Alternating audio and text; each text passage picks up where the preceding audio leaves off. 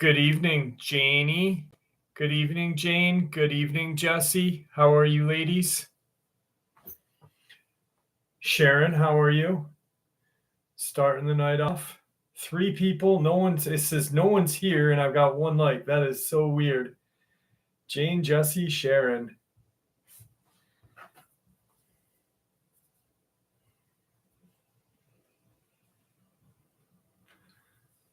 What's up, ladies?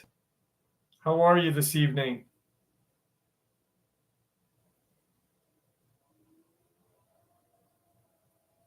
Can you all hear me all right?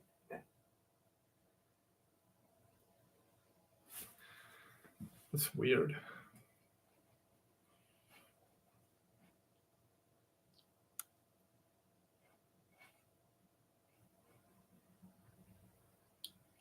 Okay. Hey, Janie. All right, good. 6 folks in. 12 folks. 12 folks. Happy Memorial Day weekend. Hey, Matt, how are you? Simone, how are you this evening? That picture, if you look up Maryland Goatman, pops up. The news in Maryland actually used that photo because someone had taken it. So it is a very interesting photo. Guys, happy Memorial Day. I hope everyone has a great weekend. I hope you guys stay safe this weekend. DC, how are you tonight?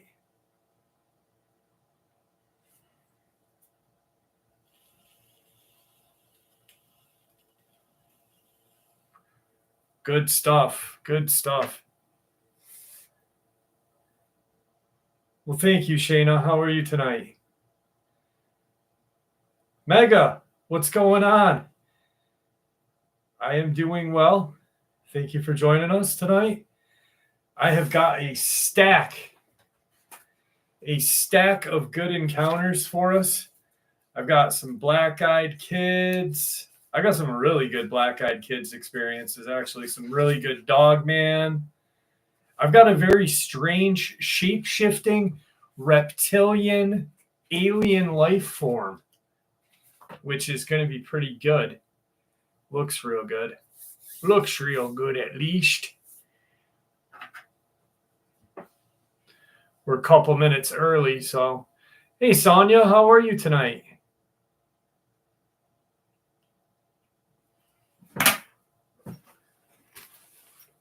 Just unpack this right now so I don't have to monkey with it later. There it is. The old Jedi mind trick playing shofar. Lunatic from Savage. How are you, Savage Lunatic?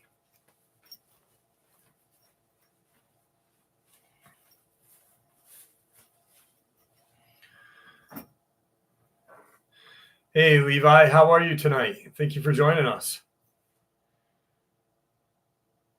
Puma Pete, what's going on? Amy Gratton, how are you tonight?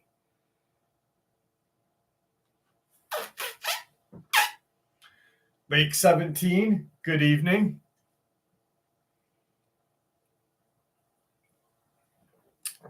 Caden, Joe, how are you? Snowman Dave, Jen Cox. Caden and Joe pop up at the same time this evening. What were you two doing? Lisa Foy, how are you? Peter Parsons, how are you? Marge, good evening, Marge. How are you? Moose McGrew is in the house with us. David, why not? Donna Harmon, hello.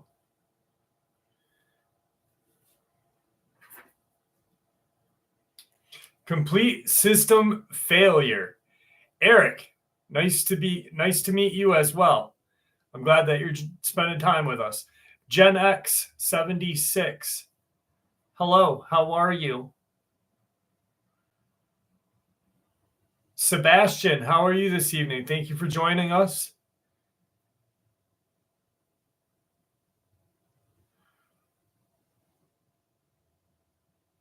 Caden, you sexy beast, you.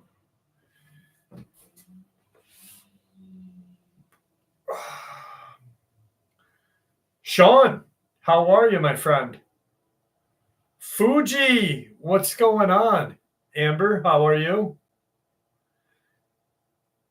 VHS, what's going on?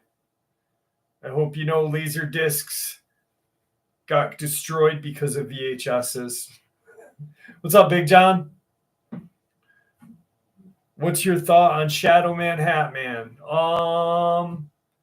I've done lots of Shadow Man experiences. I think they're real. Especially with the information coming out of the investigation on the Nimitz Axelrod, his wife seeing them. So I do believe they are real 100%. Sandy Williams, how are you?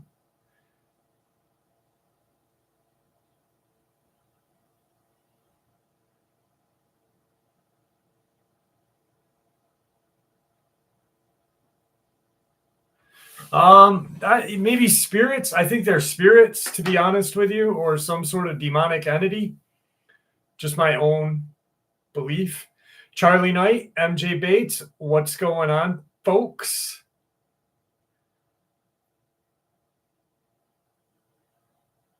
I fixed my neighbor's internet. Tyler Steven, how are you tonight? Williams, what's going on, Daryl Williams? Kakalina, how are you? Troy, what's going on? Yeah, I think they're, with everything that I've been reading since getting that book, and really kind of deep diving into it and talking to a few people that I know and that I've just randomly reached out to and actually got a response. I think they are some sort of demonic, spiritual energy that have nothing but negative kind of anything to them. What's going on, Dis? How are you? RH, where is Wilbur? Wilbur's bounced. Rockin' steady, what's going on? How are you tonight? Colin, how are you tonight, my friend? Glenn, Moondog Rex, Kathy Hayes, stomach bug, but glad to be here. What's up, Neck Shackle? Shackle Neck. Stomach bug. There's nothing worse than the stomach bug, especially when it comes out your ace hole. It's just terrible. Larry Lindman, how are you? I always ask where you are. I know you're going to pop in because I know you're at work. Dark Waters, thank you very much for popping in, James. Appreciate the love. Larry knows I think about him quite often.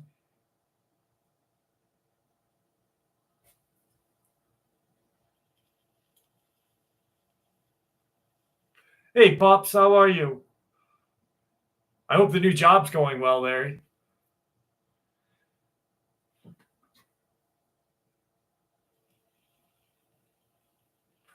Started on, passed right by the new guy. Didn't pass by any new guy. I said hi to you, Doug. I said hi to everybody, and Larry most certainly is not a new guy. Larry has definitely been with me for a very, very, very long time. Nick Hendricks, how are you tonight? My email, War Angel, what's going on? Angel of War, NADOLNY _M Jeff at gmail.com. All right. No worries, Doug. Nick Hendricks, it's right under Nick Hendricks saying he's camping and right with Puma Pete.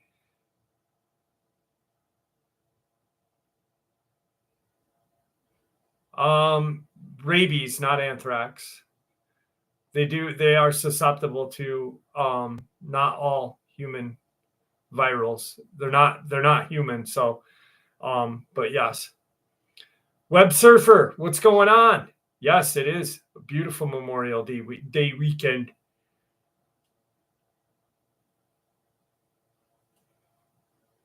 see who I missed here. George Coker. Coker of George. You're very welcome, Amber. What's up, DB Mac? DB Mac 3 is in the house with us.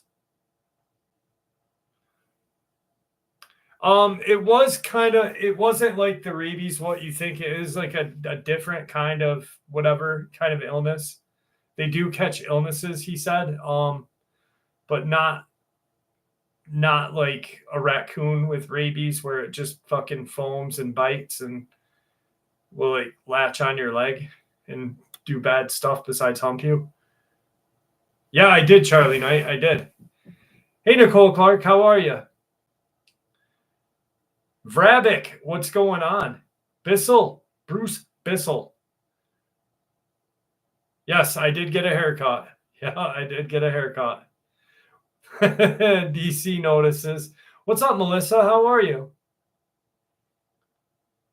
They cut a little more than I wanted, but I did get a haircut. Joe Baker, I am doing well. I'm glad that you're here.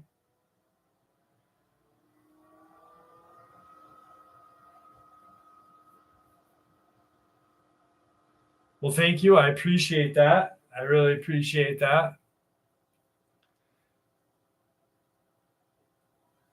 John, what's going on?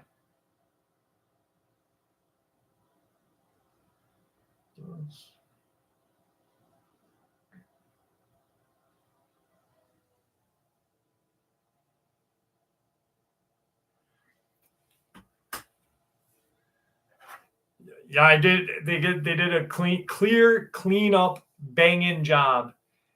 That's Purpose and Grace. How are you?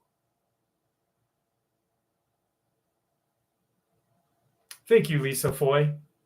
Nikki Critic. I hear you. I hear you. It does grow back in fast. Actually, in like 3 weeks from now, it'll be back to where it was.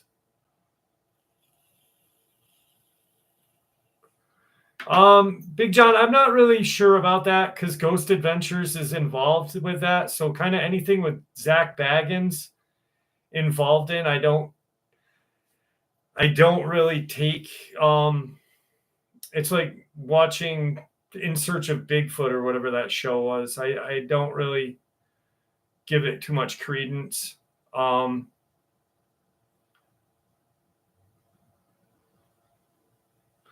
Amy, that's so funny.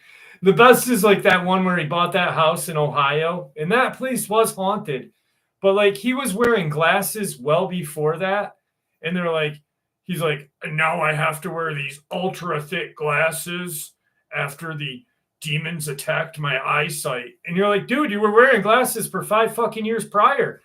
Golden member, what's going on? No, they are. They're part of it, Big John. They are actually part of it's a Travel Channel original with Zach Baggins backing them.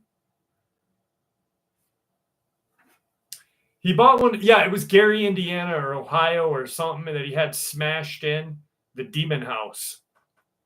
I don't know. I don't pay too much attention to him.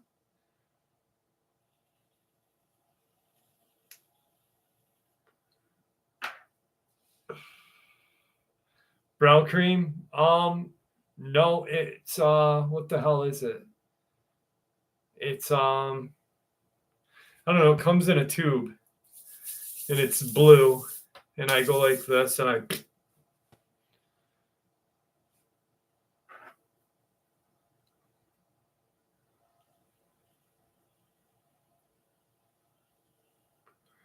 I think he does, Shayna. I really think he does. What's up, Rick? Just because of the fact that do something, what's going on? Just because, you know, he's got so much in that museum that he has to have something attached. And it's probably attached to his anal cavity, to his sphincter muscles. So he feels it every day in a good way. So he's like this every night. And he's looking at that bald guy, his buddy, and he's like, sorry. Sorry.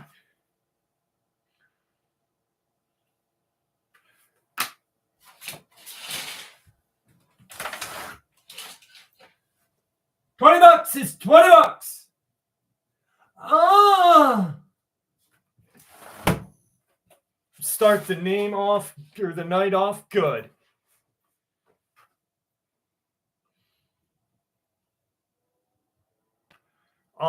Nope, haven't watched any Lord of the Rings. Cop car was there this morning. That's it. That's all I saw. Thank you, Randy. Appreciate it. What's going on, Stephen Knight? I don't know if I said hi to you, but I just did. So, all right, I'm going to give you guys the choice. I know you felt that. I was thinking of you, Rockin' Steady, feeling that. What's up, Giant Slayer? Stephen Outdoors? Tommy? Grumpy Owl? Oh, my God. Everyone's popping in. Oh. Okay. Black-eyed kids. Kind of reptilian. Or how about this? We'll start the night off with a really creepy one. And then I've got a really good one for y'all. So here we go. I was about 12 years old at the time. My aunt had cancer, and my mom, brother, and I went to stay with her. They lived on a small farm in a very secluded part of Mississippi. During the day, we didn't want to be in the house. My younger cousins didn't like seeing their mom while she did her treatments, so we would go and play in the woods or ride the horses. We were there for a couple of days. On the second day, my uncle came home. He worked on a boat and ran outside, grabbed us, and locked us in a room in the house. His reason for this is there is something killing animals in the woods. Could be a big cat or a bear, and I'm going to kill it, he says. William Ward, thank you for becoming a member, my friend. He wasn't the most stable man ever, and eventually ended up taking his own life 4 years later. While we were trapped in the house that night, he was out in the woods. We could hear the animals on the farm making so much racket. This wasn't normal, happy animal noises. My mom was in the room with my aunt, and they were watching a movie. We went into the hallway near her room to tell her that we were scared, and almost instantly it started. Screams and prayers flew out of the room. Apparently, my mom, aunt, and my cousin saw something at the foot of the bed trying to grab my aunt. They described it as gray with long fingers and a large mouth. When this happened, I ran to the home phone and called my dad, who was living in Shanghai at the time. I was petrified, and all of the adults were screaming. I looked out the window in the back room to see if anyone was on the farm. All I saw was 2 horses and 2 dogs lying down. They were all spread out, and the dogs were close to the porch by the bedroom, which made no sense. They were on a chain closer to the doghouse, but I knew the chain couldn't reach the porch, or at least where I saw them. I could have sworn I saw my uncle in the distance, and being a young kid who was very scared of what was going on, I ran outside and stumbled off the porch. I saw both dogs lying there, and they looked like they were sleeping from afar, but up close I knew they were dead. They looked like they had been crushed. These were large farm dogs. They'd help herd the cattle. The dogs' face and bodies were wet, and their chains, looked like they had been cut. My cousin ran out after me and told me we had to go to the barn because she thought she also saw her dad. Someone became a member really quick. I saw something. Okay. My cousin ran out after me and said we had to go to the barn because she thought she had seen her dad as well. We ran to the barn where the horses were supposed to be, and when we got there, one of them was very obviously dead. Its head and neck were hardly recognizable. The other horse was close and dying. I'll be honest, it looked like a giant bear had came in and attacked them. We climbed to the second story of the barn and decided that we were going to look out the window into the woods to see if we could find her dad, since we both thought we saw him earlier. We were there for maybe 5 or so minutes when we saw what I can only describe as a very long-legged, long-torso dog running into the field in front of us, almost the size of a deer. We saw her dad walking to the house, and so we followed. We screamed at him, but he ignored us. We told him about the animals, but he had already known. He was very dirty and had to shoot a cow that night. We got into the house, and everyone was sitting in the dining room screaming about what had happened. Myself, my cousin, kept quiet until my aunt said it was a demon or some other kind of creature.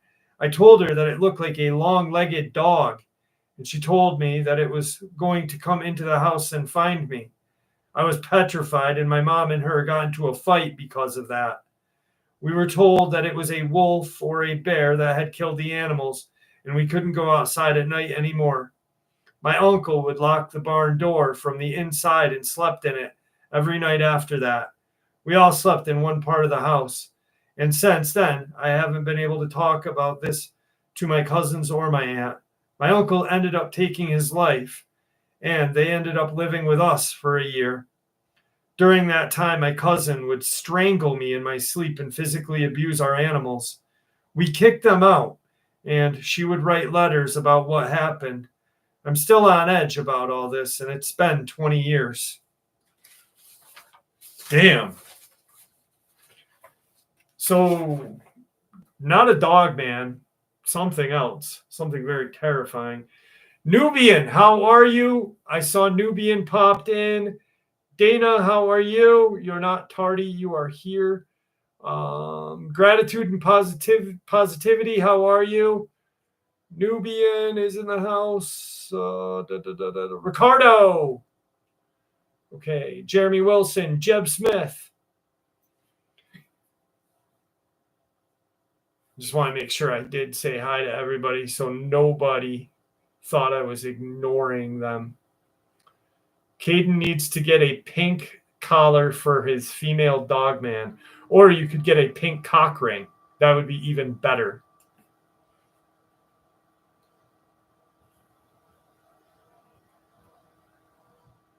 A pink studded cock ring for Caden and his female dogman. Fuji.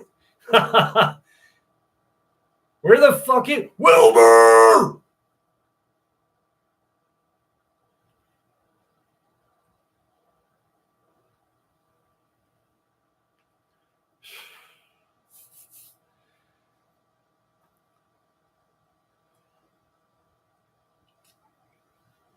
So last weekend, we talked a little bit about Hopkinsville and the Hopkinsville demons. Well, I have something to share with you, and I'm going to skip these ads. Skip. Hopkinsville, Kentucky. Nadine Smith and her husband and their son Shane moved into a trailer court as they waited for their house on the base. Nadine's husband was in the military, and they moved around a lot. One day, Nadine and Shane were out playing in the yard when they found a dead dog. They quickly determined that it was the neighbor's dog. Sadly, the neighbor was not around, and so they ended up burying the pooch in the woods near the tree line. The next day, they went out to check on the grave, and the animal was gone. Soon after, Nadine began seeing a creature out in the tree line. It had blood-red eyes and stood, she guessed, 8 feet tall. It appeared to be bipedal of some sort. She began seeing it quite frequently. Her husband assumed that she was exaggerating, but 2 or 3 weeks later, he saw it as well. He saw the red eyes and also heard it grunting and groaning. He went outside with his shotgun to confront the creature, but it was gone. Nadine decided to ask some neighbors around the trailer court if they had ever seen anything weird around the area. Her neighbors seemed uninterested in speaking about it, and a few shunned her entirely. As she walked around the park one day, she spotted, inside one of the abandoned and locked trailers, red eyes staring back at her from the window. Whatever it was inside that trailer About this time, Shane began having reoccurring nightmares that would wake him in a panic. He claimed that the creature was looking at him through his window at night. They would attempt to calm him down by telling him that it was just a nightmare and nothing more.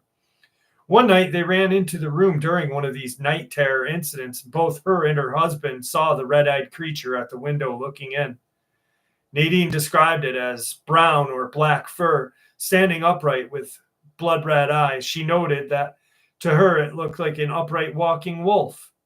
She decided to do some research and found out about skinwalkers, but decided that wasn't what she saw, and then found out about Dogman and decided that is what she had seen while her husband was away at work.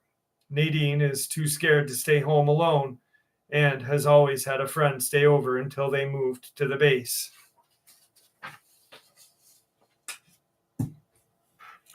So Hopkinsville is notorious for little, small, short little demons and Dogman.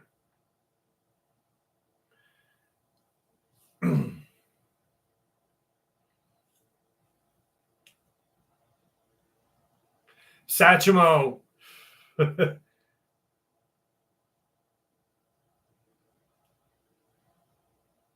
Scott Baker, I bet you they do. They do. And then when they splinter, they pick their teeth with it. Red Cardinal, how are you? I don't want to say I live close to Hopkinsville, but I know you do.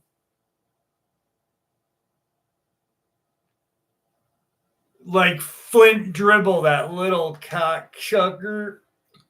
Oh my God, I saw it. Me and Belle were driving from the store earlier today, and there was a guy he was walking his electric scooter, so his battery must have died, and he had a fedora on, and he had a Flint Dribble beard, and I thought instantly of Flint Dribble. I was like, there's Flint. Nope, the cop's not out there tonight. He is gone tonight. He might be down a ways, but there's no cop there tonight.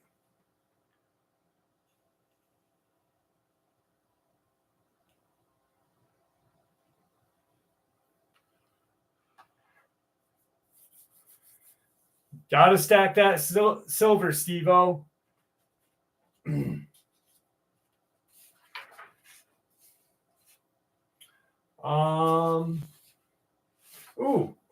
Ooh, this is good. This one's good. This one I know you will all appreciate. Does anyone find these cryptids easier to see as the magnetic field weakens? That's a good idea. More than likely, maybe. I'm not sure. Do something diff, neckbeards. You can't live with them and you can't kill them. You just got to throw stuff at them.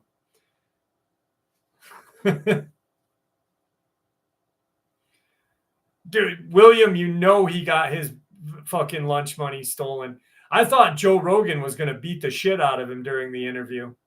Tigger will come in a little bit, Glenn. I got the horn tonight. I got the horn. I'll do it in a little bit. Nubian.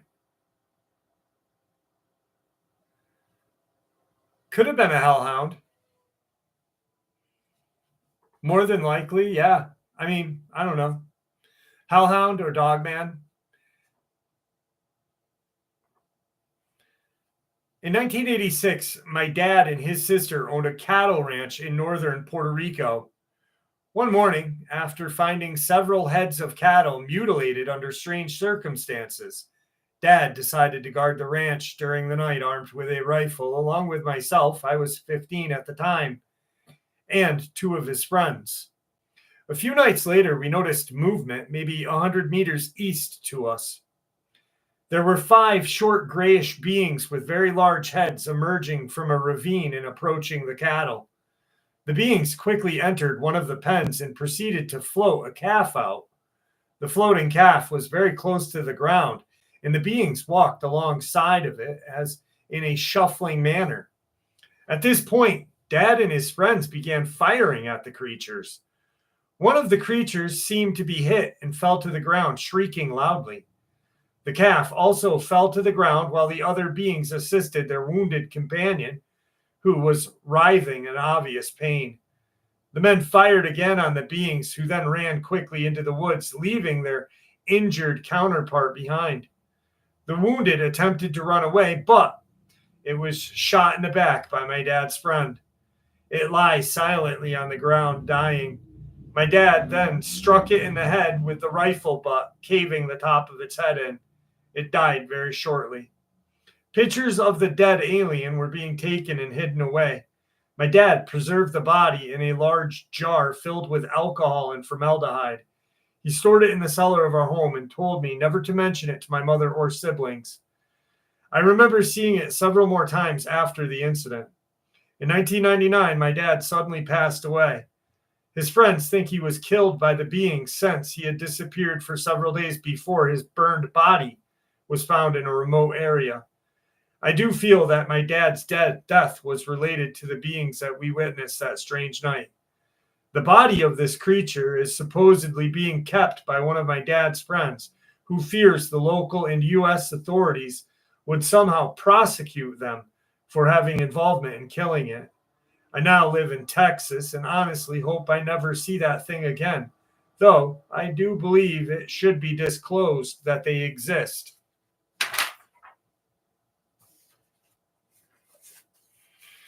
Shooting an alien in the back.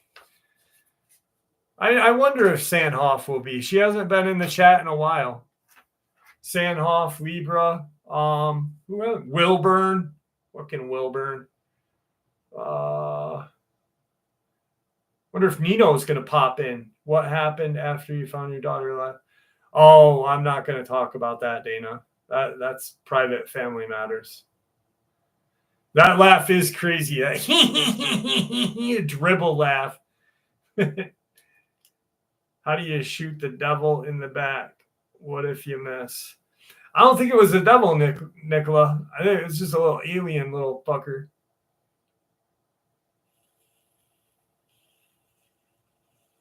Frank Morris, how are you tonight? I'm glad that you're here with us.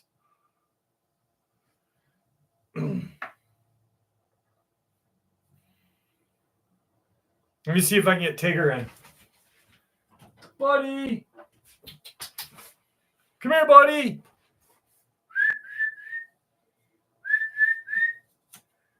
I think I remember seeing Pops popping in, right? Pops is here tonight.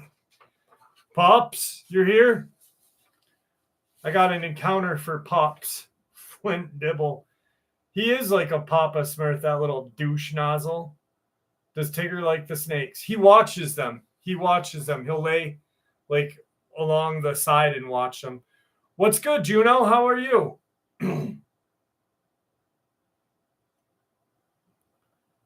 Our economy is so screwed up. I wouldn't be surprised with whatever gold and silver do. Yeah, no, I wouldn't be. I heard somewhere, Candy Kelly, how are you tonight? I heard somewhere a couple of days ago that quite possibly, and it was weird, the explanation, that quite possibly silver could take over as being the backing of the American dollar at one point. And I'm like, that'd be kind of crazy.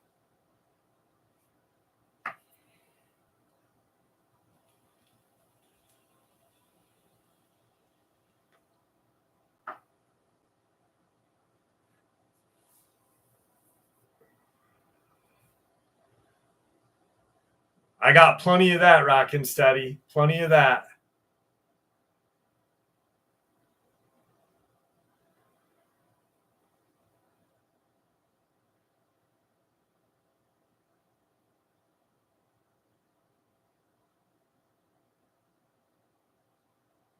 What's up, Candy Phillips? How are you tonight? Robert Sharp, what's going on?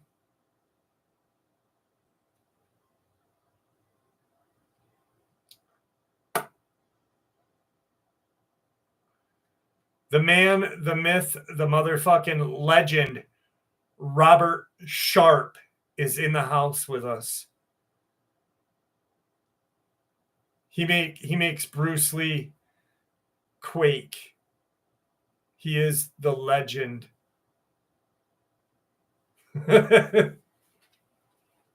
Oh.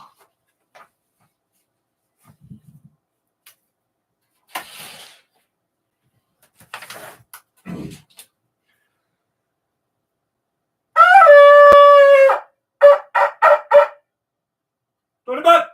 It's $20.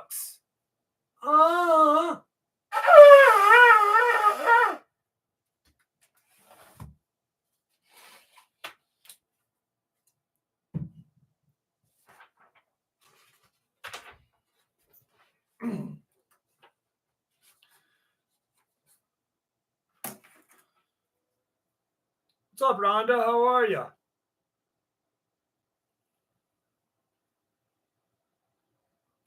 I've seen a few, Steve, and I mean, the ones that I've seen are that I do believe are legit are pixelated because I really honestly think we don't get good photos of them because of the magnetism or the interference they do with cameras. I used to think then wouldn't a Polaroid be able to do it? But maybe not. Maybe the interference is so. All I know is I've seen a Dogman, so I know that what I saw was real. I wish cell phones were around at that time because I'm pretty sure if they were, the girls would have been taking pictures of the goddamn thing. But yeah, I think,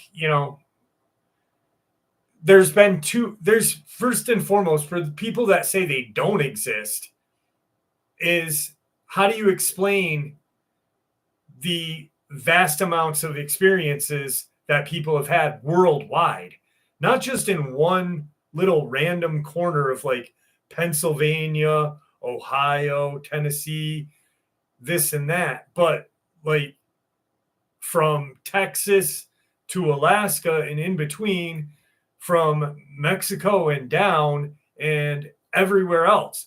And then the Hawaiians having their own legend of a dog-headed race. So it's hard to deny. What's going on, California? How are you? Kim Duckworth, how are you?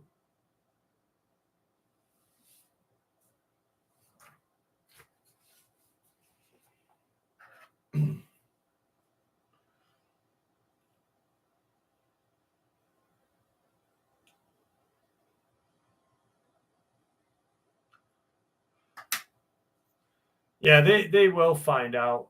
In the Bay Area, I'm not sure, Rock and Steady. Not that I've heard of lately. Do I think mermaids exist? Yes. 100%.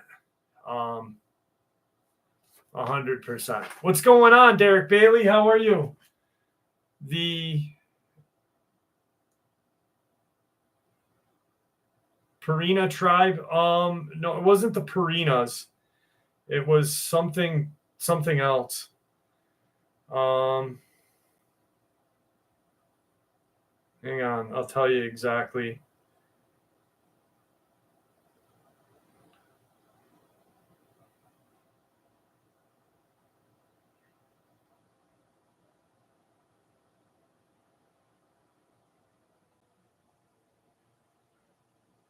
I did an upload on it a while ago.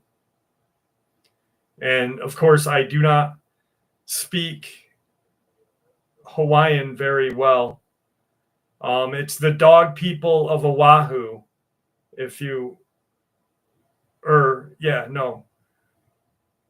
Kaupe, Kaupe, the Olihi Dogman of Nuuanu. But it was funny because nobody ever talked about a Dogman in Hawaii. And people were like, is there Dogman encounters in Hawaii?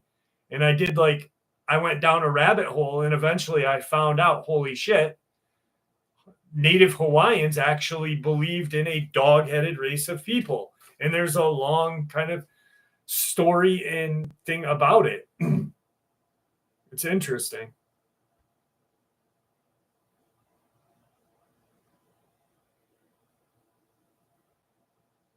Organic Machina.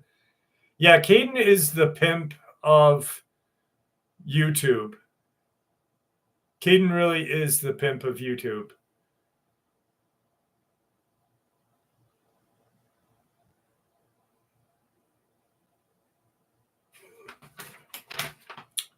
Okay. A friend and I were hiking not far from downtown Salt Lake City in July of 2014. After a while, we decided to rest a bit. It was around 5:15 p.m. Since the trail is narrow and crowded with brush, we left the trail to rest under some very tall fir trees, where the bushes were less thick, but it was still shady. July in Salt Lake is close to 100 degrees. As I was leaning on a stump, playing a fiddle and calling it, well, let me tell you what, bet you didn't know it, but I'm a fiddle player too. Anyway, sorry. As I was leaning on the stump, I noticed that we were standing among several trees that had formed a teepee shape. As we were noticing and discussing it, I heard a loud crash and then a twig snap a few yards in front of me. My back was to the trail, so I was facing the hillside and the deeper forest growth, while my friend was facing the trail with his back toward the hillside. The trees in the teepee formation were to my right about 10 feet, and where my friend was facing them, and then the trail. So my head was turned 90 degrees when I heard the commotion coming from the base of the hillside. I immediately looked toward the sound and saw a hominid covered in dark brown fur moving quickly behind the thick brush. He wasn't more than 6 feet tall, and I didn't get a good look at its face because he turned and moved so quickly. I noticed that its hair was two-toned, with a darker hair on his head and shoulders, and the lighter hair on his midriff. His legs appeared darker. I shouted, "Did you see that?"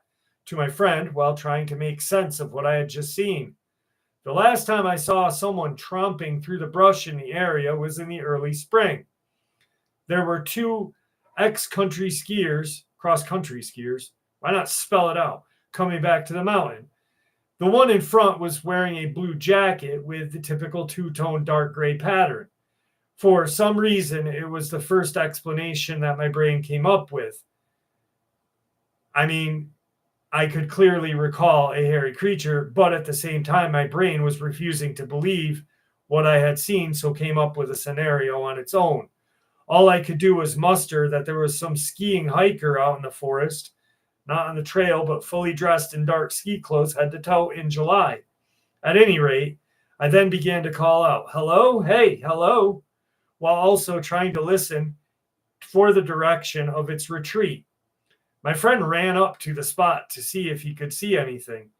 He had only seen a blur by the time he had turned all the way around to see what made the sound, so he wasn't sure what we were looking at. Even though it was only a few short yards to the spot where I saw this creature, there was nothing there. I regained my senses and ran to see if there were any tracks. I found one. It resembled more of a kind of print you'd find in deep sand, more of a dugout type depression. I measured it from side to side, and it was about an inch longer and wider on each side of my 11 Chaco sandals I was wearing. I hadn't heard any crashing through the brush after the initial noise that grabbed my attention, so I was unable to determine what had happened to this creature after it had passed behind the trees.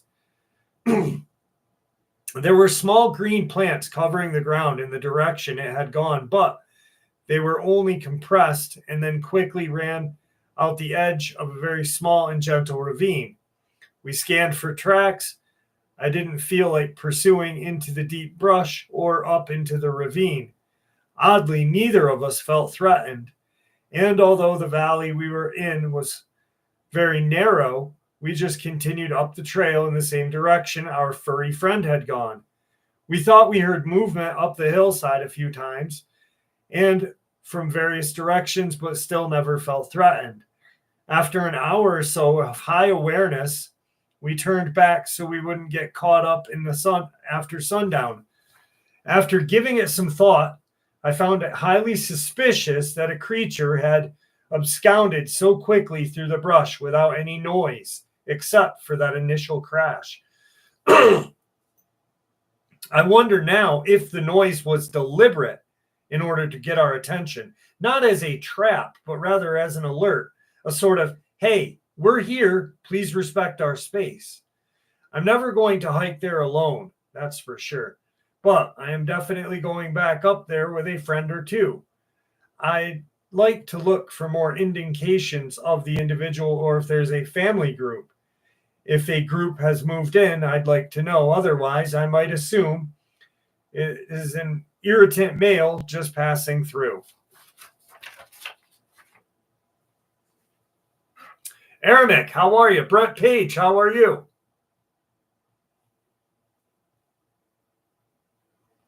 Raheem, what's going on tonight? How are you, my friend? In London. Is that an older experience in London? I know it happens in London periodically. Chrissy, how are you?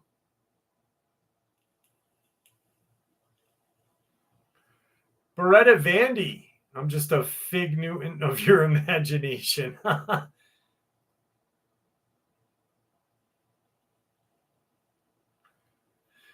Good morning, Control Alt Delete.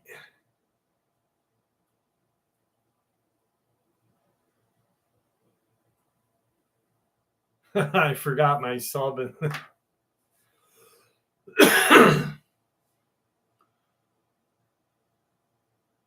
Awesome, Raheem. I appreciate you.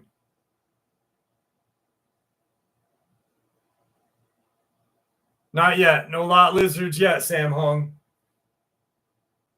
In a little bit, I promise, my friend.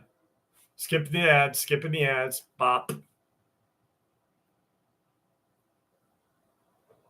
Oh. My throat got real dry on that last one. I had that little clump of shit in my throat, like long. Sounded like a lot lizard getting deep on the old D. What's up, John Sumner? How are you? 5 rings. What up, brother? We kicked the shit out of the Reds tonight. I think it was like 3-0. Yeah, the lot lizards are awful sloppy. Sloppy. I don't know. Liz is going through some shit, Caden. I asked her the other night how she is. I know she's going through some stuff.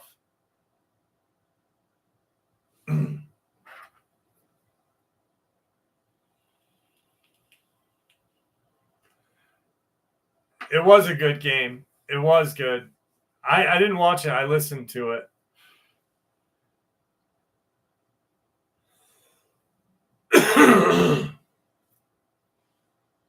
Elizabeth Sisney. She's been a member of the channel for as long as Jane has. Probably 7 years since the channel started, at least, her and Jane.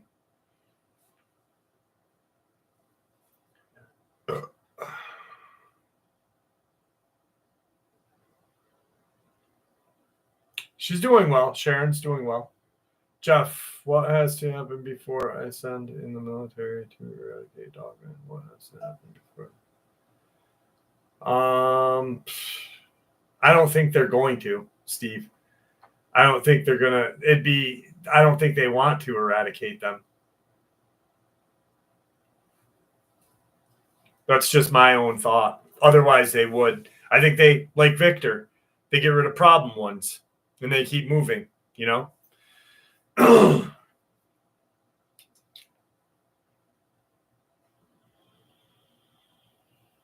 Yeah, Liz is good shit. I remember Liz went through some stuff. You've been with us for 5 years, Caden? No shit. I didn't know that. I remember when Liz went through some stuff, wow, 6 years ago. Some really personal stuff that really hit her hard. And prayer and God got her through it. And it was just, really a sad moment for her. But honestly, the channel was here for her, which was weird because like I never, when someone says your channel helped me, I'm just like kind of weirded out, you know what I mean? I'm glad that it can help people, but I don't know. It weirds me out, you know?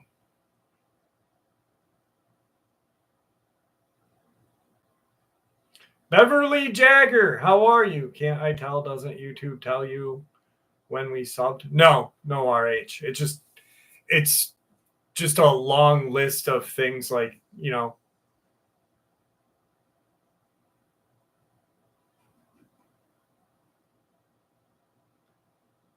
can you talk about Dogman physics and how they can grab things like with their hands? I mean, you pretty much did. They're more intelligent than we give them credit for. They hunt obviously tactically. The ambulance driver in Connecticut is 100% proof to that. And then, which I believe, after hearing that experience, a couple years later, Dr. Nancy Shaw was found on Skyline Drive in Georgia. Her body's torn apart on one side of the road. Her car still started, door wide open. I think they're ambush predators. They've been known to turn knobs, open car doors, and such.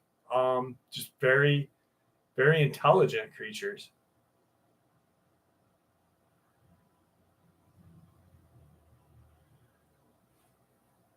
Victoria Victor, yeah. No, it's strange to that I you just never think it, you know what I mean? What do you know about like Pat and other bands like Mr. Bungle, Tomahawk? A ton, Randa Wolf. I love Pat, and I just got the Mr. Bungle yearbook. It's a yearbook of the Easter Bunny demo. It's actually a CD. Tomahawk is amazing band. Peeping Tom is probably one of my favorite off projects that he does. And Phantomas is with the Melvins is great. But I like how he and Dave Lombardo are such good friends. I think that's cool as hell.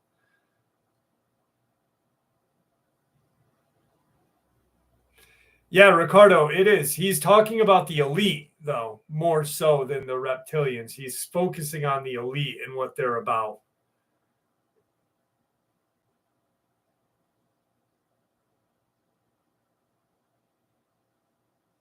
Not really sure, James Kaufman. Not really sure.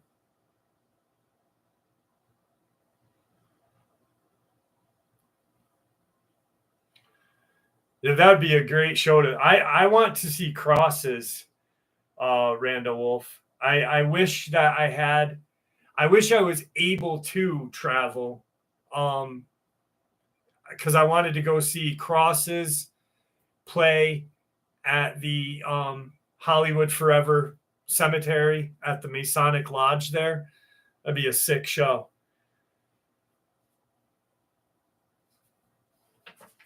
So, my friends, I think we haven't done any Black Eyed Kids experiences tonight.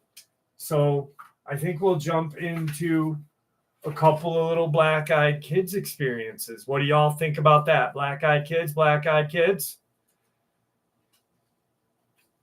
Good night, Golden Member. Have a good night.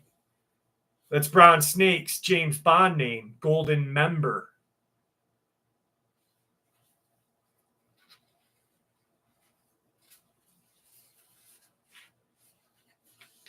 So no one wants black-eyed kids? All right, here we go. Oh, black-eyed kids. Ooh. Just kidding. I was walking I was walking around Toronto by a subway station, not saying which one for privacy reasons, and I saw a boy, looked about 14 or 15, wearing a navy blue hoodie with some bleached jeans. He seemed like a typical kid, but it was winter right now, really windy and cold. So a hoodie and jeans didn't cut it. I walked into the subway station and he was going the same way I was, not suspicious because many people ride the TTC.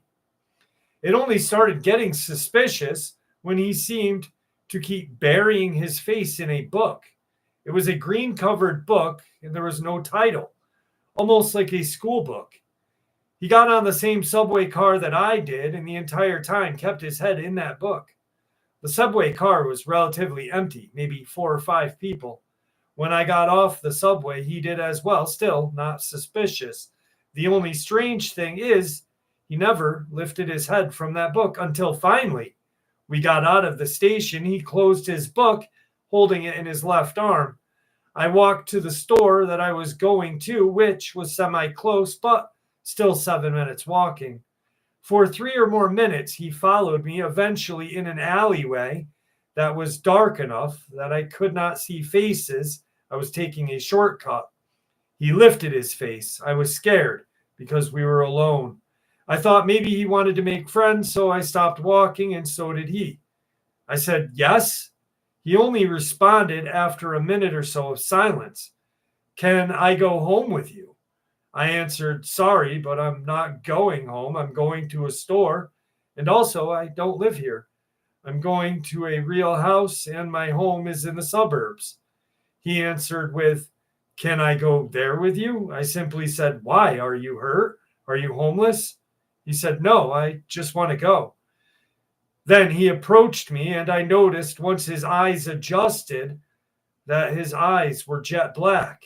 I thought maybe from the shadows, but I'm a very nervous teen with anxiety, so I thought, well, might as well confirm my suspicion and turned my phone on for a second so that the light would help me see his face. He quickly covered his face with his hands, but in the time that it was exposed, I saw his dark eyes. He backed away nervously. I bolted to the store. He kept backing off. I took off my cross necklace. Thank God I was wearing it. I rarely do. And held it in my hand as I ran. I was praying while sprinting. Thankfully, I made it to safety. I wish this experience was fake.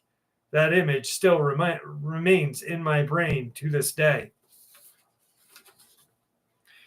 Next experience. It was just after Christmas of 2015. I stopped at 12:30 a.m. for gas, and I needed to use the pisser and grab some coffee. After filling up, I walked into the main building and took care of business. When I left, I was maybe halfway to the gas station part of the property when 2 kids approached me, wearing jeans and hoodies, no gloves, boots, or anything. Please keep in mind, I'm 6'5", 360. But even though I'm wearing a coat, it was cold. They approached me and asked if they could sit in my truck. When I asked why, they said, we're cold. I asked why they didn't go back into the 24-hour rest station. They didn't respond until they asked if they could sit in my truck again. One was maybe 14 or 15. The other was 10 or 12. I didn't know their sex. I assumed them both to be boys. Their eyes were dark, and everything about them seemed dark, strange, and otherwise just unpleasant. I shook my head and walked to my truck, but turned back after 5 or 10 steps and didn't see them anywhere. The location is well lit, and you can see into the building easily. I have no idea where they disappeared to. Next one. I once worked at a nonprofit, being a program assistant for a drop-in day center for the homeless families. My boss was fired and replaced by a real pain in the ass. This woman was horrible. So much so that, in fact, I set a meeting with her boss, the director. As I am walking towards his office, thinking, controlling my attitude, my words, I'm really upset with the way my new boss is behaving. So I make it down the hallway, up the flight of stairs, and I can see his doorway. As I approach, I see him. He is sitting at the table that seats 8 people. He is pointing to the seat he wants me to sit in right beside him. I'm already nervous. I set my things down and begin to look up at him. He is motionless, eyes wide open, eyes peering. His solid black eyes, I mean solid black, no white at all, just unblinking, piercing eyes looking into mine. I froze. Nobody else was around to see this. Instant dread and the sense of pure evil came over me. I could barely speak, but I mumbled some of my issues and, as quick as possible, left his office. I've always noticed he had a weird thing with blinking and his hands, almost like he would blink long, far too long, controlling his hands in front of groups and such. Not the case when I was in his office, completely creepy. His eyes were a normal bluish gray, not black with no white at all.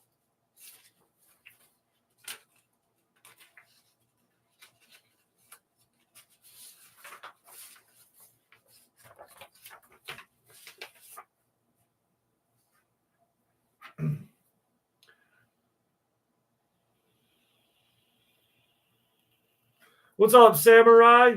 How are you? Yeah, you never want to give a black-eyed kid a ride. One, you don't know what they're going to do. And two, what are they going to do? You know? Plus, you don't want no random kid in your car. You get in trouble. That's right, RH. Right into the freaking pit of doom. We are Sparta! Kick him right in his fucking chest.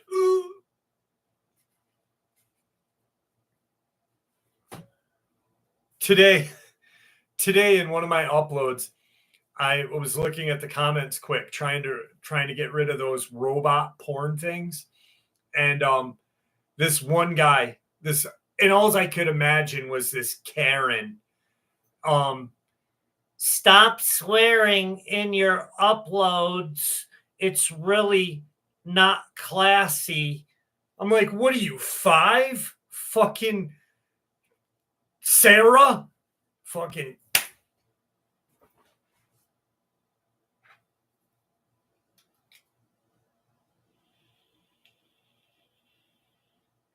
Jesus. Don't swear in your podcast. I'm like, it's not a podcast, but fuck. It's an upload. And it's mine, so I'll swear.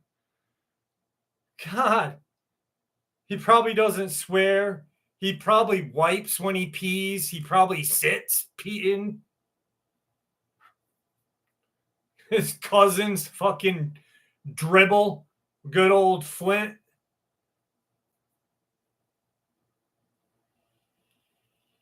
Or he may be a black-eyed kid.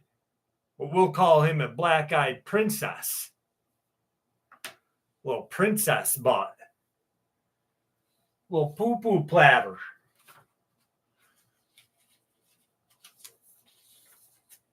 He is chode. Definitely. Jeff, do you think Dogman could be around the Finger Lakes? Yes. I've done.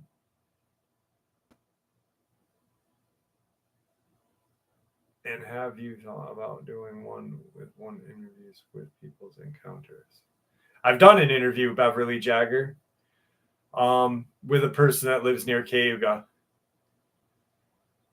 Have you thought about doing one-on-one interviews with people's encounters? And I do one-on-one encounter videos.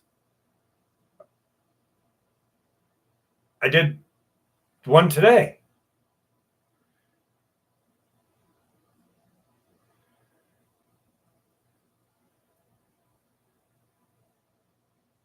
I've done one-on-one encounters for 7 years.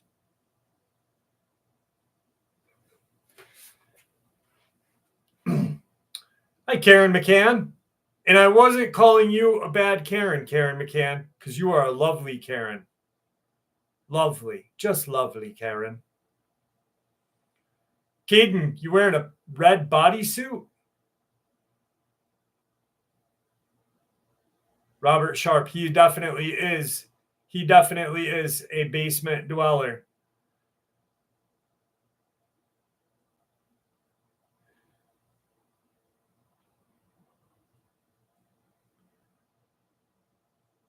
I hope he's got his butt cheeks cut out. Oh, Caden. Caden. We love you. Long time. Only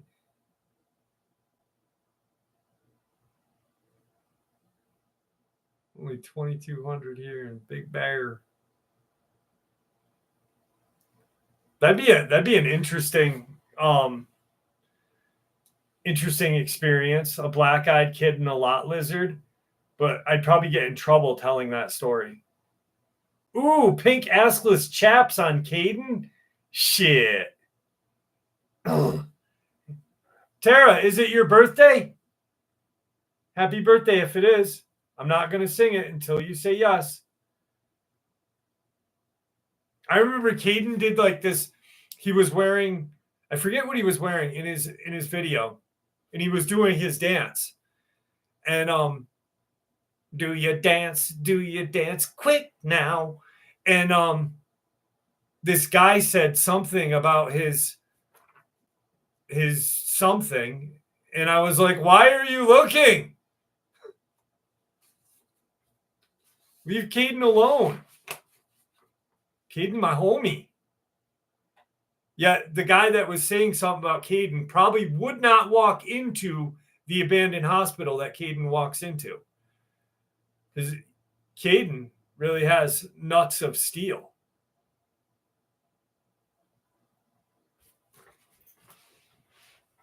Speaking of nuts, hang on.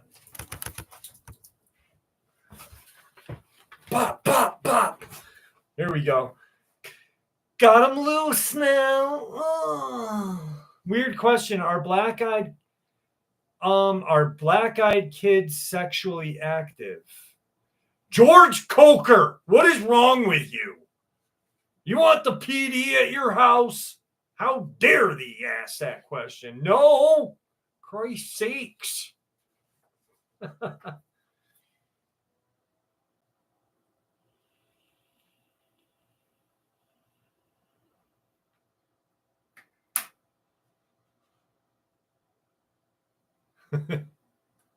That's a song, Caden. You should make a video with that song.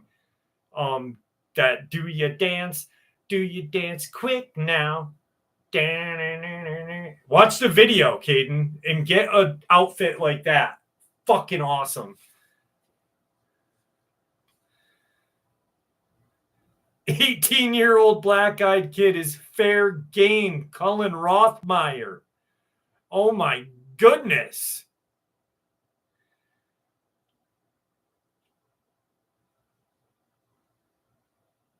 Word Up. That's the song. Word Up.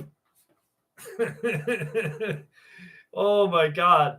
Korn did a remake of that, but the original is way better than Korn's. Way better. I'm from Northwest PA. This happened years ago. In the first experience, I was with my granddad, who is 4'11". Is he missing or is he 4'11"? In full-blooded Sioux. Oh, it's his grandma. That's why she's 4'11". God damn it. Now I got to start it over again. I am from northwestern Pennsylvania. This happened years ago. In my first experience, I was with Nana, who is 4'11" in full-blooded Sioux. She's always cranky, and she'll smack a smile off a grizzly. Well, one night we were sitting at the table eating dinner. Mind you, she liked her whiskey.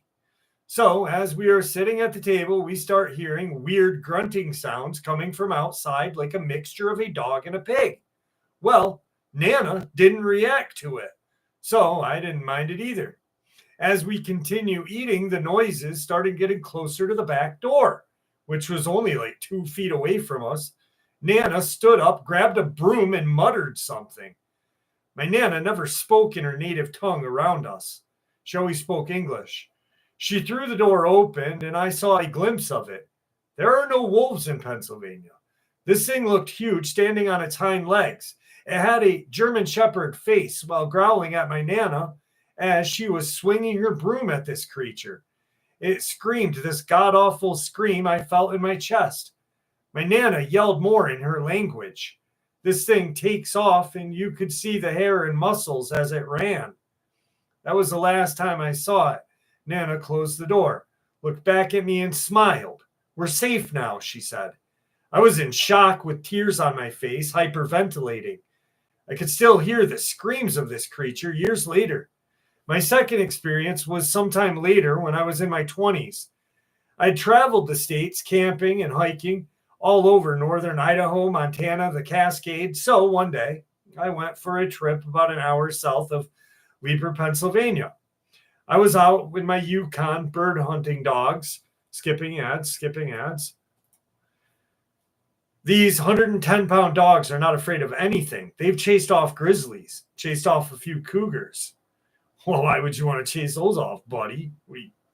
Anyway, until one day, pheasant hunting, I bagged 5 pheasant and a couple grouse. As the dogs worked, I bagged my limit for the day. They did something I never saw before, cowered behind me and whimpered. I was in shock. These dogs will do anything to protect me.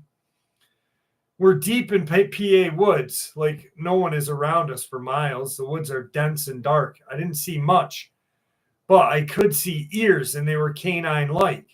This thing was hiding behind a thicket of red brush, and my heart stopped. I had my 12 gauge with me, and I could slide 3.5-inch mag in, but I only had 3 rounds due to the stopper. We made it out of the woods. As soon as we made it to my truck, I never saw the dogs so scared. They were shivering and hiding under my seat. They finally calmed down once we got home.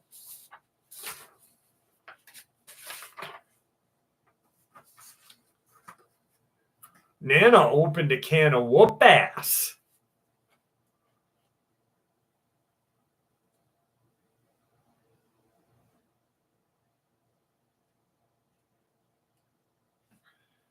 Cougars do chase you, Caden. I was thinking of you. I was honestly thinking of you. Denise Bean Blossom, how are you? Imagine it's breeding season for Bigfoot and you stumble upon. I've had a subscriber out of Pennsylvania stumble on a pair of Dogmen breeding. What's up, Wolf-Based Data? How are you?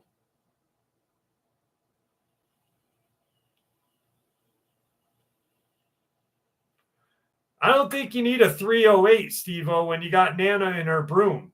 Nana and her broom is all you need.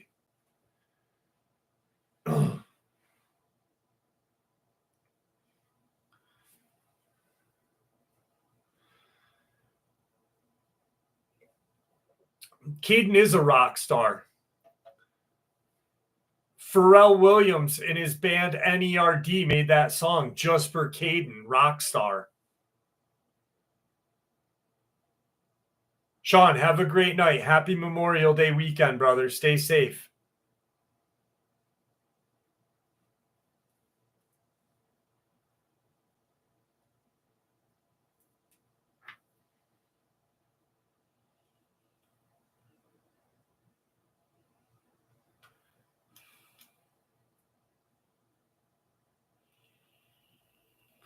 According to Victor, no, RH. Two different.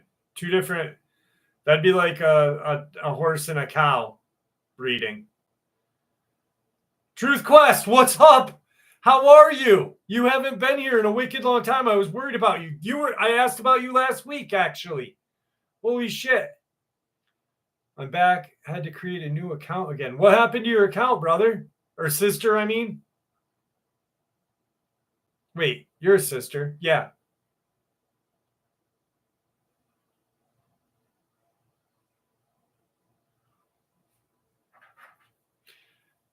Tommy, you just made bamboo. Werewolf don't go slumming. Oh, shit.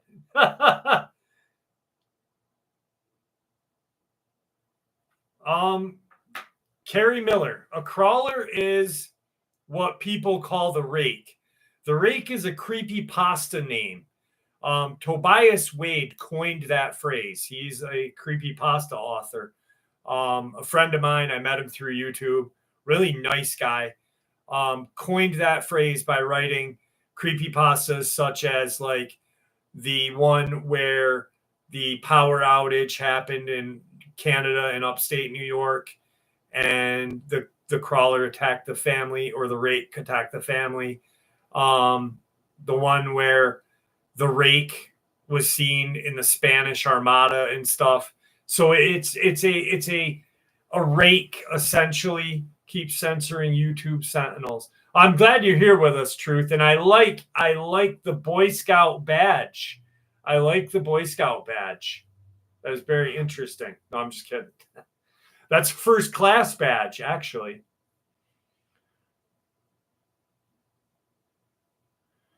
I'm starting to fall asleep, so can you say something really? I've been talking, Amy. Lost one. Difference between a dogman and a dogman and a werewolf. Werewolves have human-like legs. They have a larger torso.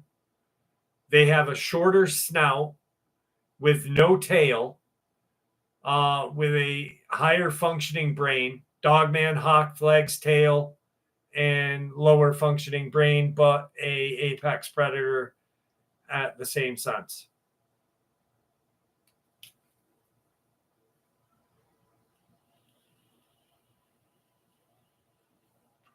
But back to the crawler thing, I really think Andy Davis, what's going on? How are you, buddy? I'm on my third wife. Holy shit, buddy. Damn. I think myself, I truly think that crawlers are a product of the alien genetic creation laboratories deep underground.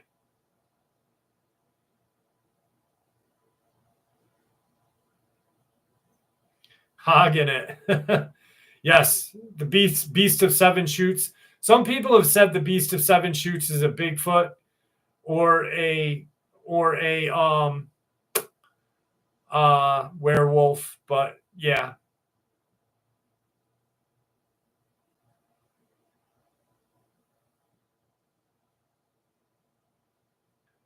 Werewolves can also tuck. I've heard they've tucked and taped before to get into some interesting bars.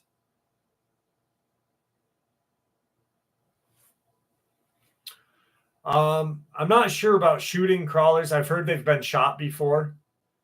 I think that flamethrower, that story, I've heard it. It doesn't sound too real to me. But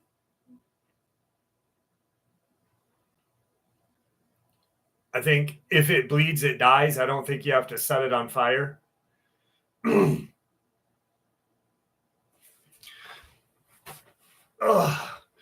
Gravity fucking cheeseburger. How are you?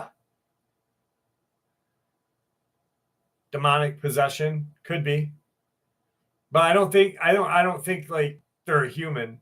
I don't think they're human prior.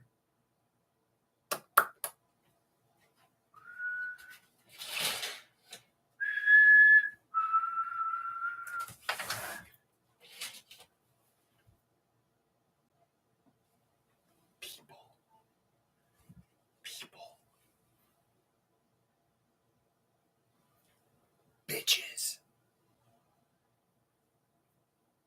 $20. It's $20.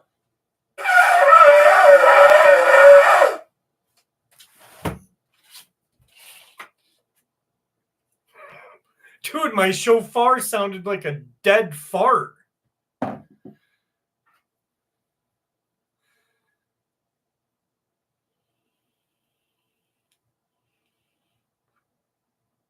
Yes, crawlers have been killed by dogmen. Vertebraker, the Gugwi is a Micmac term for a Bigfoot, or what people say is a werewolf. It's a Micmac name.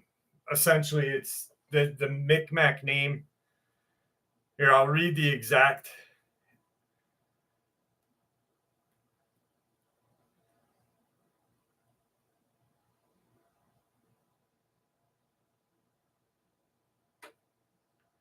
Micmac.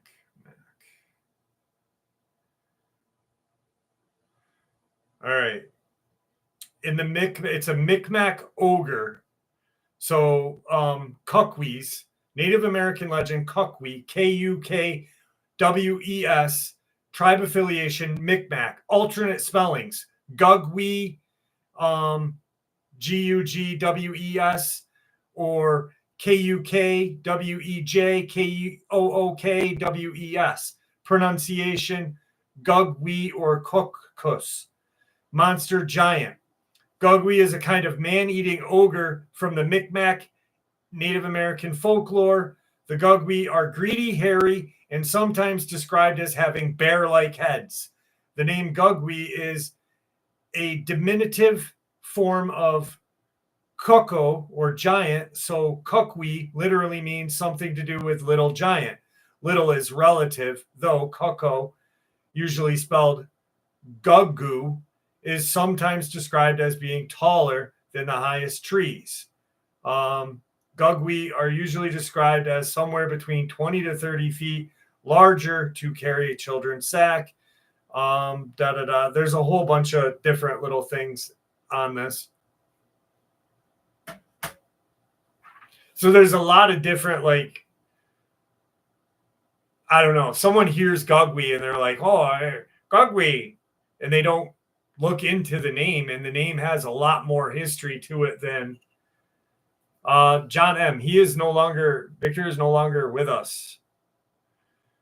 What is called, it's not a Jew horn. That's a joke. Someone, RH jokes about it. It's actually kind of a douchey way of saying it, but it's called a shofar. And it was used at the walls of Jericho. It's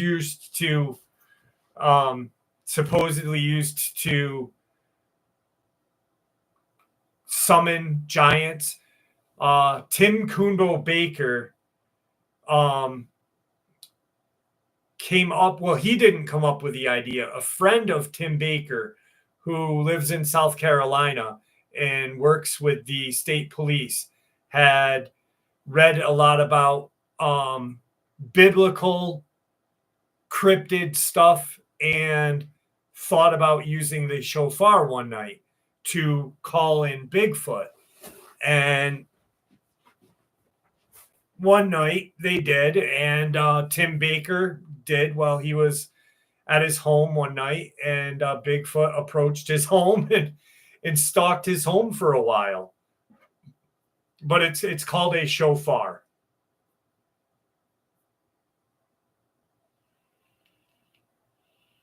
But it's funny that it's like Amber's like, what's a Jew horn? Yes, Victor has passed away, Amber. A long time ago, like a year ago, probably. Yes, Randa Wolf, 100%. Go back up to my comment. All right, and then I'm going to go. Wait, where the female dog came from.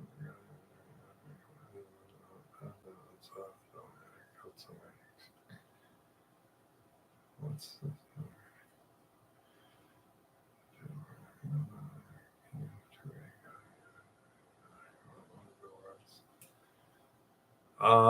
I don't recall that being Victor's story. I don't recall that being a story, actually, here. What a dream. She was talking to him in his sleep telepathically. What was that? I don't know. I don't think that was Victor.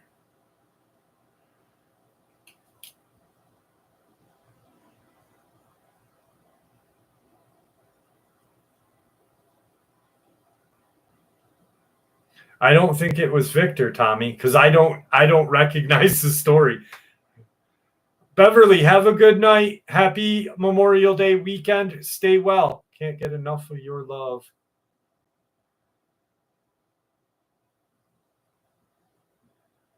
Yeah, that wasn't Victor, Tommy.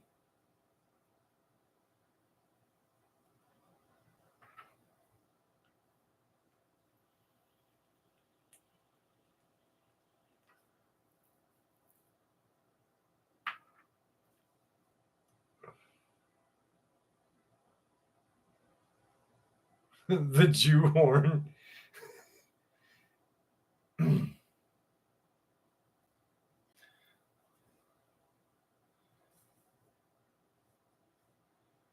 um, Definitely not Victor. Sounds like a creepy pasta. Do you think that's it, Samurai Sean? I think so. I think you probably could with an EMF.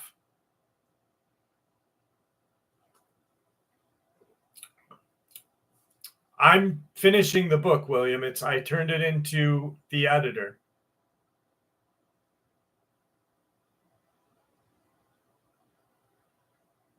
I don't know, Tommy. I don't watch other channels. You'd have that's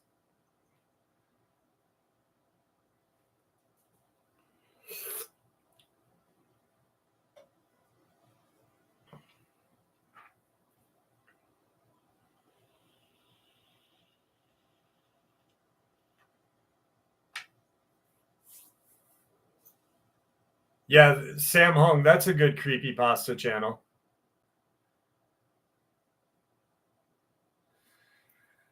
Only half mast. Holy shit. This is the one that I wanted to share with you guys last week, and I think that you guys will like it a lot. Or not a creepypasta channel, Sam Hung. Maybe a feel bad for me, cry me a river one. um, this I think you guys will like because it. When I read this the first time, um, it's a joke, Tommy. It was a joke. Jesus Christ.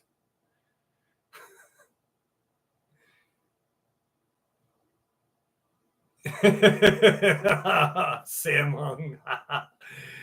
Goose, go up to the screen, Sam.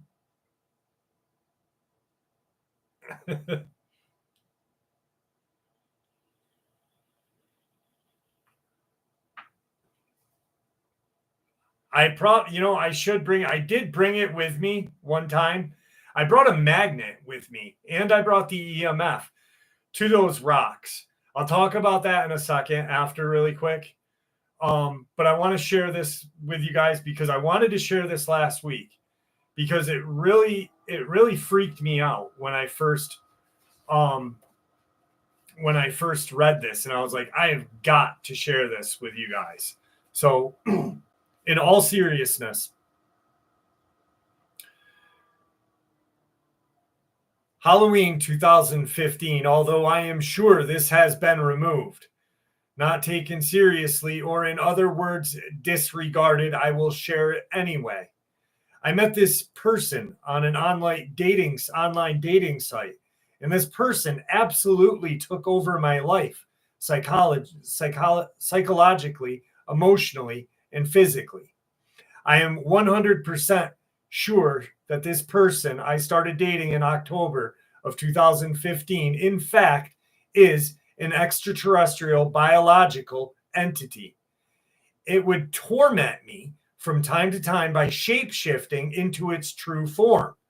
Prior to this, I was familiar with the whole reptilian theory proposed by David Icke. However, I never would have expected to experience something like this. It would expand its legs and body to about 8 feet into its true form.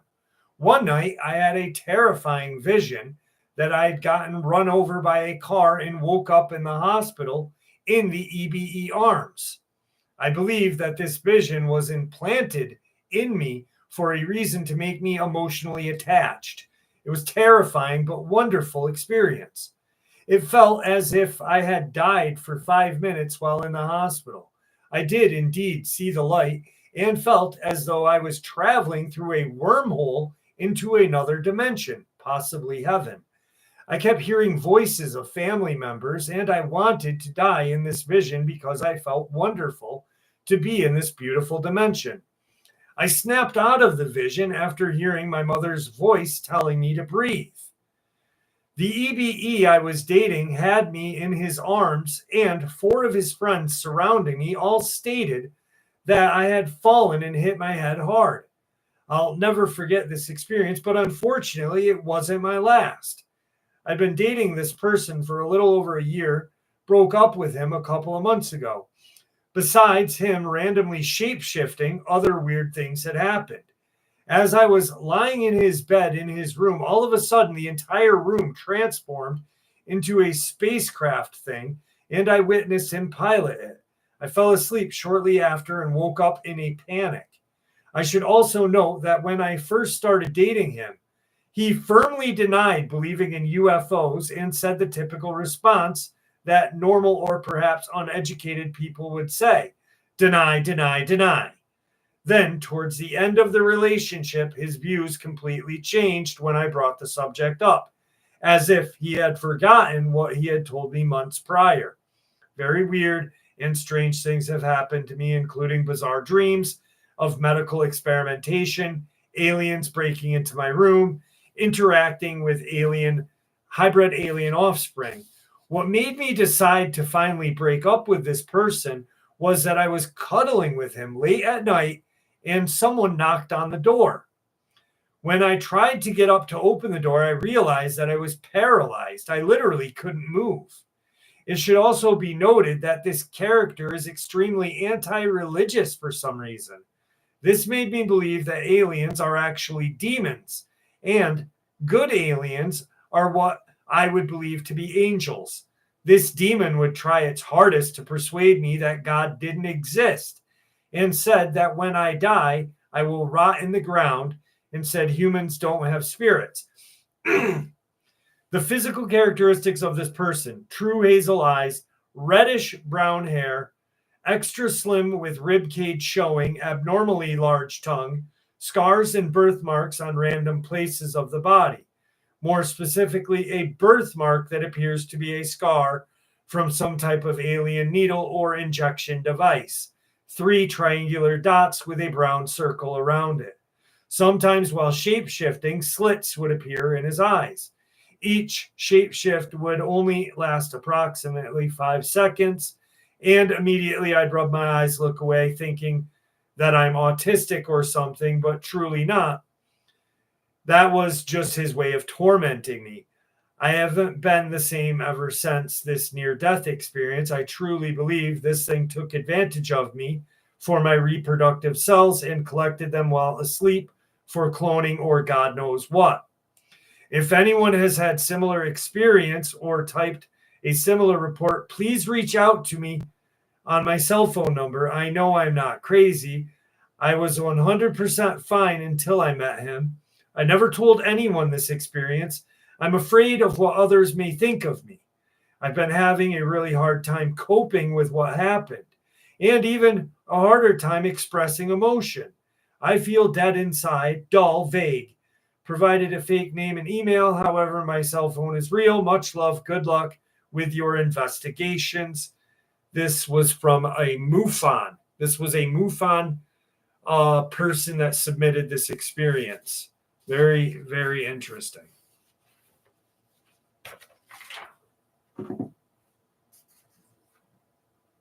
But like I said in the upload a couple of days ago, what if, FYE for using vape, Enjoy is the brand that doesn't leak for nicotine delivery. Oh, good stuff. Thank you, David. Extra large tongue is what must have... I was thinking that, Larry. I was fucking thinking that, brother. Oh my God, I was truly thinking that. Carrie Miller, thank you for becoming a member. When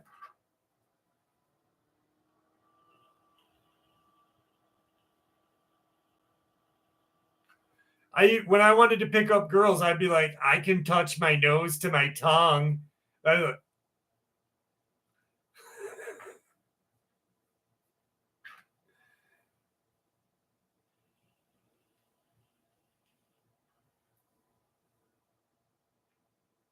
No way, Susie Smith. No way.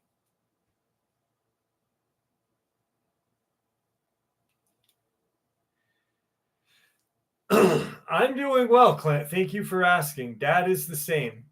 Dad is the same, but thank you. Cannot tie a cherry knot or a knot in a cherry stem. Can only pick my nose with my tongue. And then when I got my tongue pierced, I still have the huh right there because it got infected. What's her number? 1-800 dial a hoe. Just kidding. Just kidding.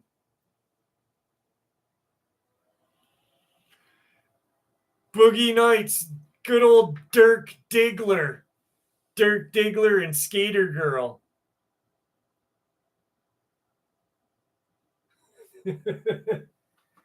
Oh, yeah. That was a good movie.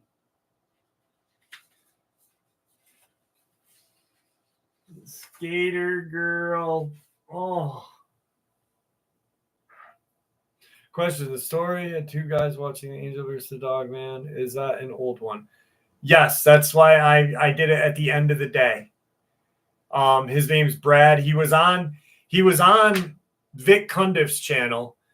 And he shared his experience on Vic's channel. Nothing against Vic. Nothing against Vic. I don't know Vic, and I'm not saying anything bad about his channel. I'm just saying he shared his experience on his channel, and his subscribers didn't like the fact that he had shot a dog man. So I was like, dude, come over here. I'm like, I don't give a shit if you shot a dog man. Good for you, buddy. And no.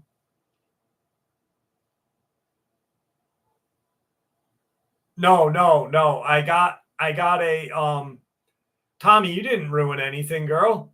I got an infection when I got my tongue pierced. And the guy pierced it with, it was like a 16 gauge. He pierced it with a way too big of a needle, for one, or an 8 gauge or some shit like that. It was a fucking monster. And it turned black. My bottom of my tongue turned black. But Tommy, you didn't ruin anything. Don't worry about that. You're good. Yeah, it sucked. It sucked. It was just, I had to go to the hospital to get it taken out. Because I couldn't, like, it swelled up. My tongue was like dirt, and I couldn't undo it. So I had to like go in and take it. And when the barbell came out, it was like all I could smell the fucking. It was so gross. You guys want to see something cool? Look how cool this is. Isn't that neat?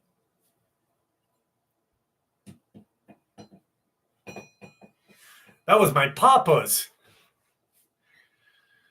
That was my papa's. I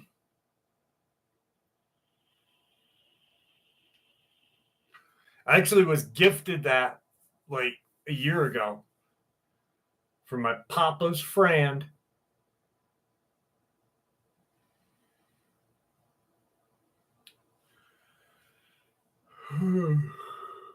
Nicola, my dad, my grandpa, myself. Thank you, Pamela.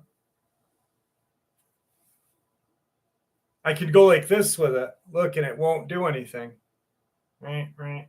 Looks like I have a big dick head. Look. My head looks like a big dickhead. I think it was Luke in Louisiana. Luke was in Taylor, Mississippi, Truth Quest. But Ben was in Louisiana.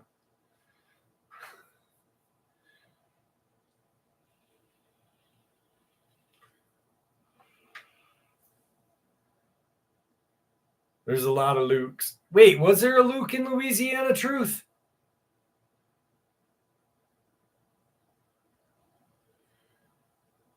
I got a long way to go. I had like 27 degrees, brother.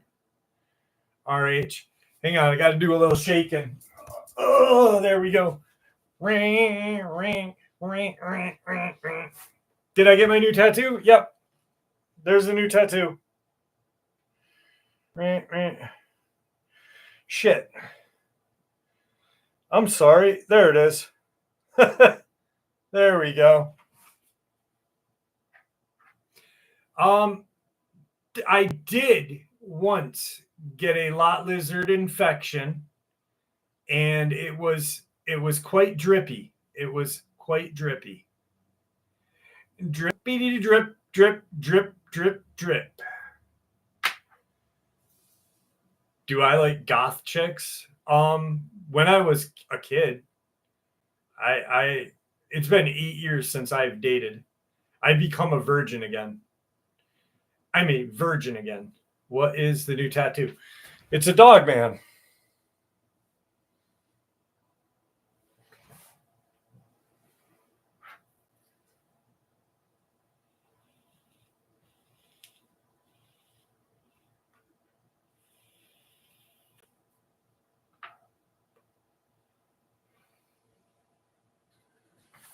All right, so thank you, Nightshade.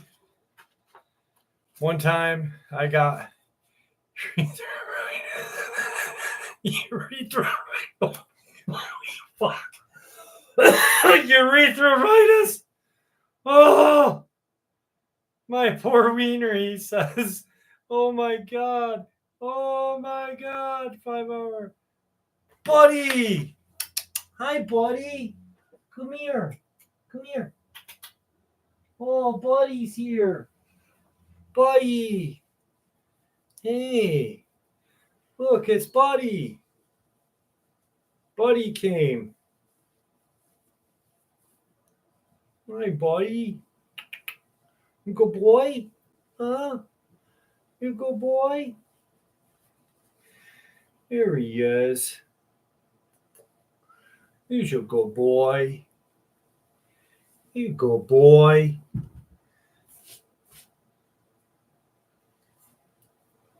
He came in like crying. He's like, "Pat me, Daddy." He heard me laughing at the urethritis thing.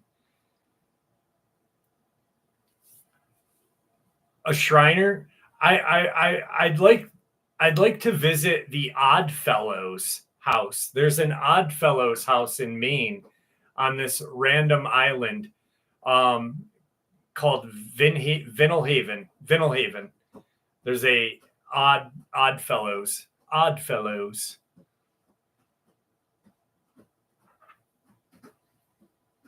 Taz, everyone listens to Dark Waters here. Everyone. He was just here. He was here like an hour ago. He's my best friend. So everyone here is a member of his channel. James is actually, I talked to James. I was having a bad day Wednesday, and I talked to James for like an hour and a half, and he calmed me down. Like I was up here, like just feeling like shit. And he talked to me for an hour and calmed me down. He's like, "Bro, calm down." Da da da. Actually, when I go to visit him, we're going to go to the Merle Plantation together and do a ghost hunt together.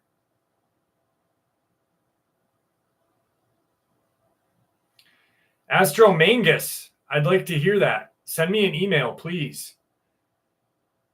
Are you doing anything with your kids on Monday? I only have the one that's home. My other one's going to be 20 in like 6 months. So I'll probably just do a barbecue.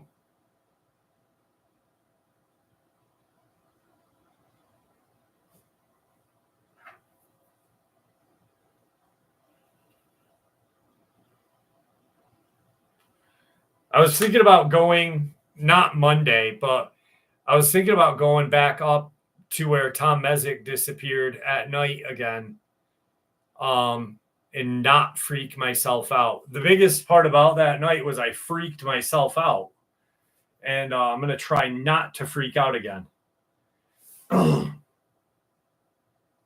No, 59 just pops in and out. He does stuff and stays in. And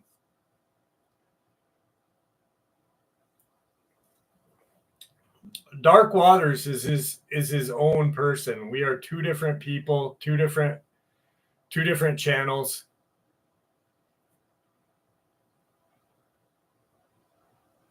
Yeah, definitely was a warning. Michael, I don't know. If I disappear like him, I won't be doing the live streams, I guess. I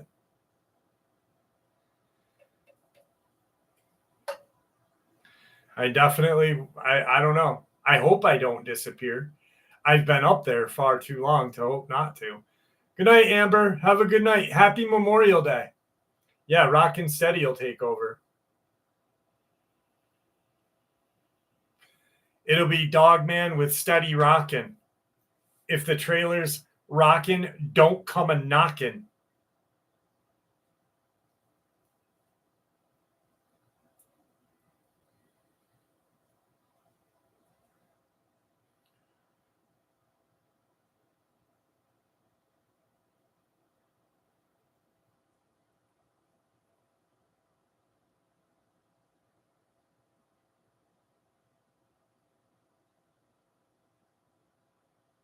Yeah, I want to go. I mean, I've been there in the day many, many times, you know.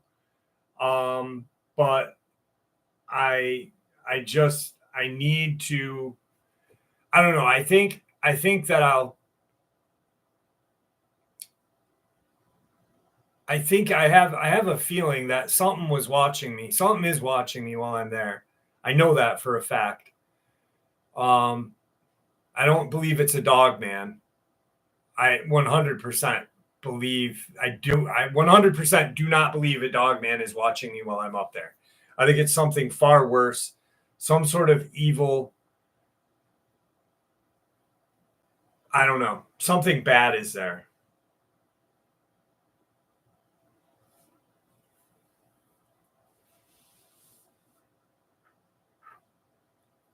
Yeah, I go with my Caltech Taz. I go with my KS7. No new Mothmans. I looked for some new Mothmans, Aramic, for you, my friend, but I didn't. Demon, I don't know. I think, I honestly think there's like,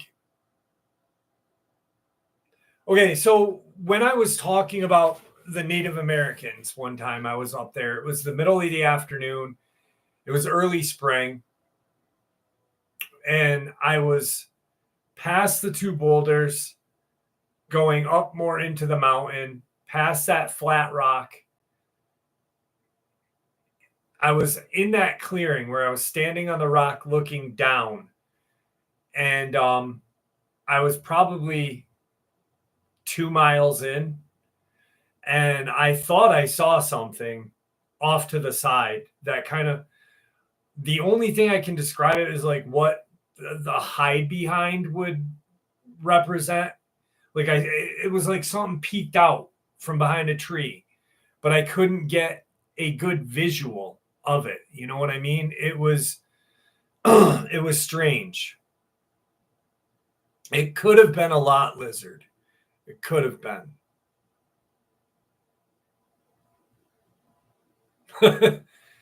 Yeah, that would suck. KS7, it's a Caltech. It's a shotgun, yes. It's just this little, hang on, I'll show you.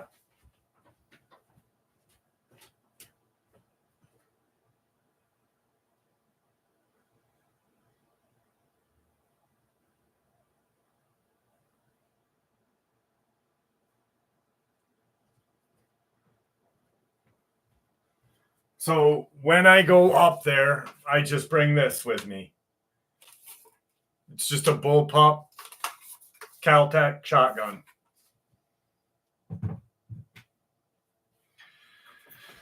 But I don't like showing it on the video. You know what I mean? Because I'm not out to be like, yeah, I got my gun with me. Look at me. You know, it's there in case I need it.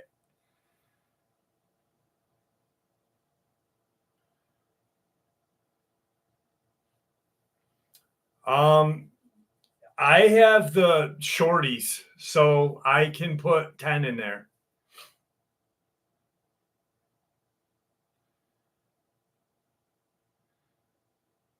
Yeah, he did that a while ago, Sonia. I remember that.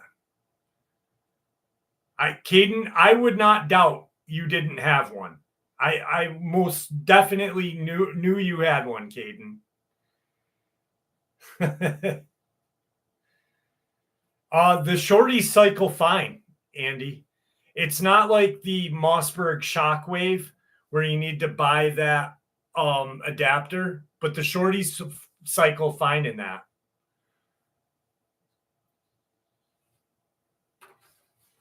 I'm doing well, Kreger. How about you?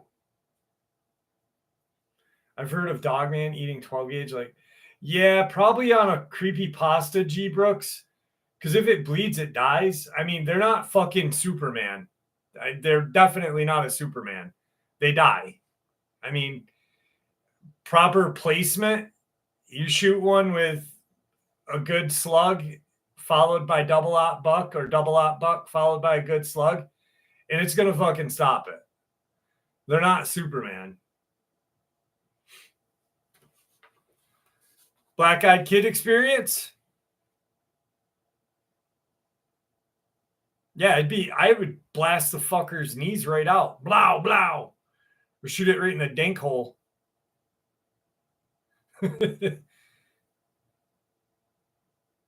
No, I haven't, Rockins or Web Surfer. No, I have not.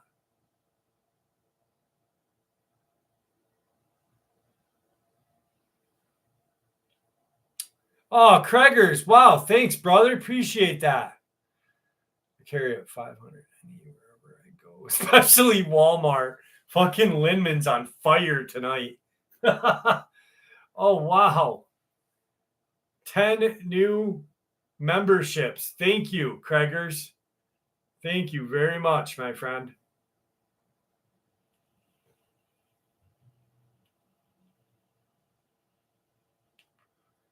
A hide behind. It's an old Native American lore. You really don't know what it looks like. It's like this weird kind of whatever thing. Supposedly hairy. I have a subscriber that sent a video to me. It's on YouTube. You can see it on YouTube. But she sent me the video and the experience. Her and her grandkids were driving through this very isolated part of town and saw this weird kind of thing pop out behind a tree.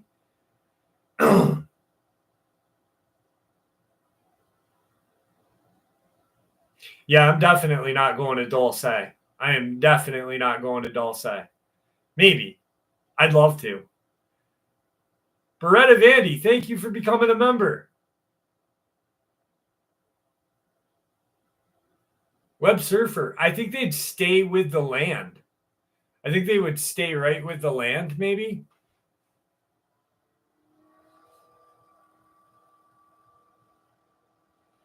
But no, like, I think it'd be like, you know, like that, those people that go to like Area 51 and circle around it.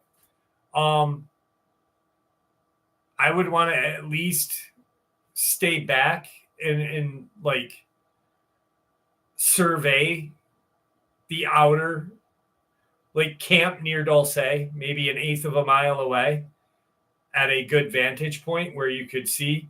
But I would bring a friend. I would bring 2 friends with me. That way, at least, you know, I'd probably bring Caden with me. Because Caden's got more fucking firearms than the fucking Bud's gun shop does.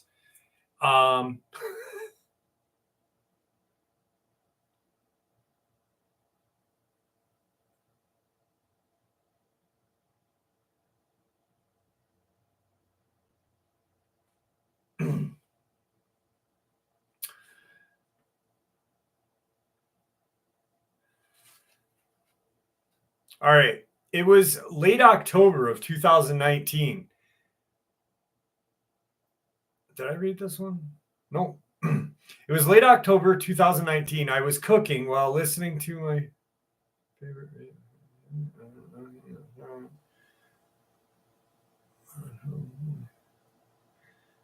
If I read this one last couple weeks ago, I apologize, but part of it looks familiar and part of it doesn't, so I apologize. It was late October 2019. I was cooking while listening to my favorite radio station when I heard someone knocking at the door. I was wondering who could that possibly be, given that I live alone, and at that moment, I was not waiting for anyone. But since I was used to accepting Amazon deliveries from some of the neighbors, I headed straight for the entrance. While the knocking grew stronger and more insistent, the situation got weirder. Since the couriers normally used the doorbell but at that moment, I didn't give it that much importance. I opened the door and found myself in front of a child who appeared to be less than 10 years old. He was wearing strange clothes. I thought he could be from the countryside. He immediately tells me, "I need help, let me in." I asked him why, where his parents were. Was he lost? He simply replied, "I have to enter." His voice, flat, monotone, almost synthetic. It was not the kind of voice you'd expect from a child. At first, I could not look him straight in the face, partially because it was twilight and partially because he was looking toward my feet. He then put his hand on the door frame. There was something odd that I couldn't explain, and it was scaring me. I didn't know exactly what it was because he was a child. I wanted to close the door, but I couldn't do that. Something in my mind prevented me from doing so. Perhaps the internal conflict that breaks out when something you take for granted turns out to be different without giving you the ability to assimilate. At that point, he stared at me, and I immediately realized that his eyes were solid black. There was no iris and no sclerola, just darkness. It was surreal. He was there right before my very eyes, and I was scared. I kept staring at him, being unable to look away from those deep black eyes. I was stuck. In a flat, calm voice, he said, "I need help. Let me in. I'm just a child." My body wanted to abruptly close the door with force, but his eyes told me not to do it. My mind told me not to do it. I felt compelled to do what he was asking. The only thought in my mind was, in fact, he is just a child who needs help. I moved aside and let him in. He kept looking at me with his empty eyes. The odd thing is, they were empty, but at the same time, he instilled a sense of peace I had never felt before. At this point, I didn't know if he was speaking verbally or telepathically. I was confused. It was like he was inside of my head. He introduced himself as Eli. He took my hand, and I felt a slight electric current go through my skin. The same kind of feeling you get when you put the laptop power supply on your skin and your hair stands up. I don't know exactly what he did at that moment, but he told me about religions and death, how they were used for a purpose of power, how reality was distorted. He showed me horrible things, unspeakable events, and I felt his suffering. All in the name of God, whatever religion it is. He also told me that the God we believe does not exist. There is only energy and souls, and I believed him. He then said he would come back. He simply left the house, turned the corner, and to this day, I have never seen him again. I wait for him. To date, no negative events have occurred. Okay, that is just not good. That is not good. That he was trying to manipulate that person. I feel like he was trying to manipulate, trying to use their spiritual belief, because obviously you could tell that they believed in a God, in a higher power, because the way she was talking about it. Definitely manipulation. I really think and I said this while hiking up north, I really do think that black-eyed children are demonic. I really think they are demonic. I don't think they were a creation of anything. I think they're just pure, unadulterated evil.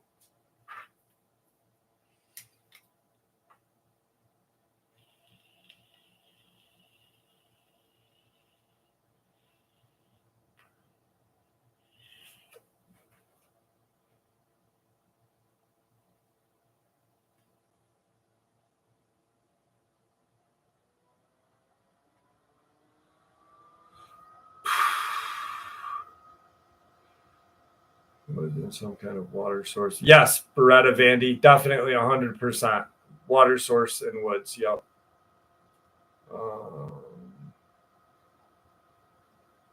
In the mood for a pink sock. Fucking John Sumner. What is wrong with you? Is it just me or is the chat weird tonight? What about white-eyed kids from last week? That was pretty cool. Are they the poppy? I don't know. I really don't know what they are. They are not. No, they serve the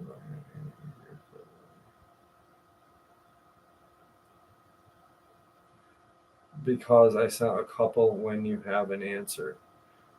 Honey box is $20.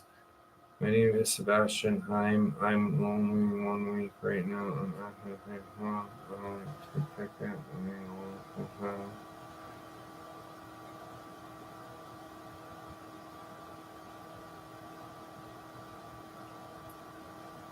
I'm only 1 away right now.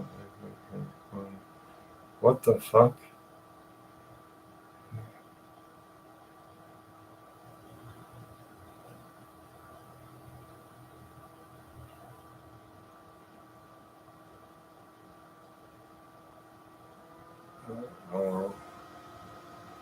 Where is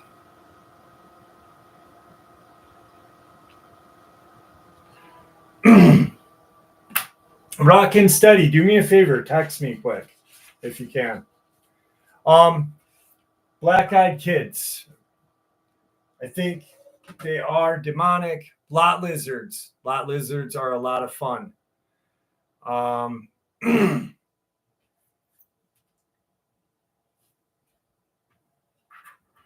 Is Dogman active in Illinois? Yes. Does anyone know what, Michael? Some Dogman cloak like predator. I think so.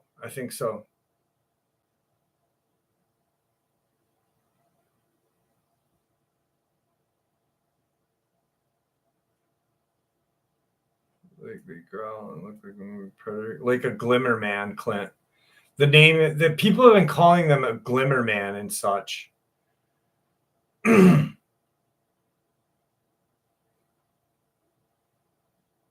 Crawler, Rake is a creepy pasta, Tommy.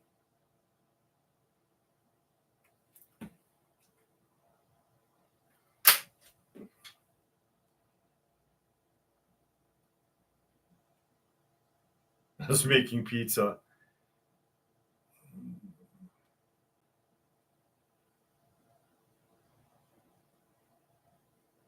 Hang on.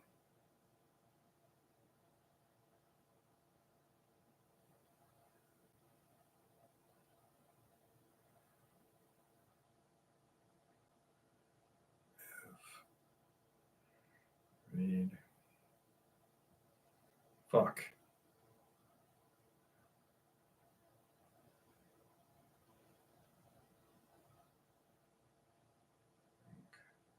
Weird. Yes. Rock and study. I'm glad. Yes, please.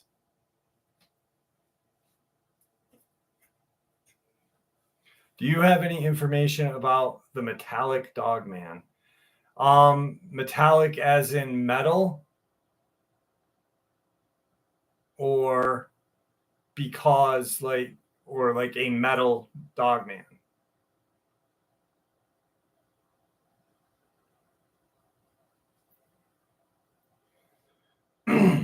Metallic sounding. Okay. I'm not sure. I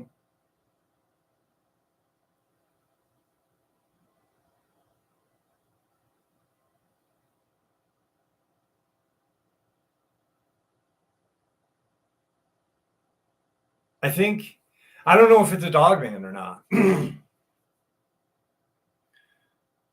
No, Victor, Tommy, Victor. Holy crap. Okay, yeah, I don't think Tom Mezik's brother did not hear a Dogman. What that was, like the same thing that I caught.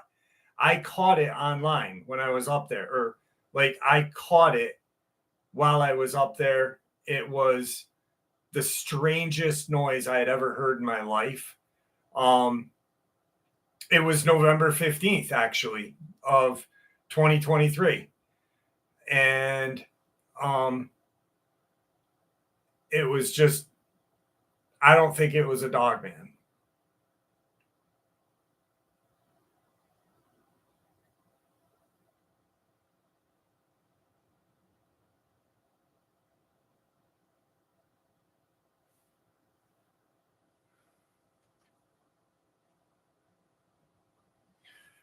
Thanks, Rock and Steady.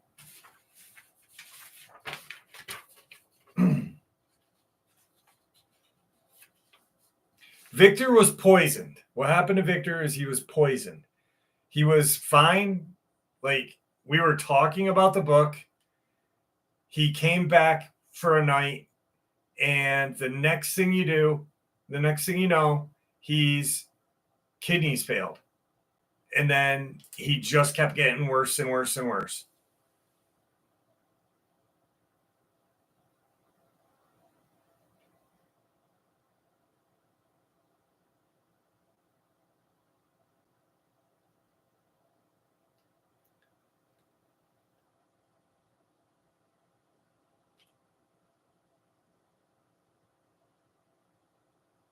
Yeah, I was nowhere near a cave, and it's never happened before or since then, Tommy. Definitely, like, it was on the day he disappeared 9 years later, and I usually go up there every year the day he disappears since 2020 was when I first started looking into it. So, yeah, I mean, it's just a weird phenomenon.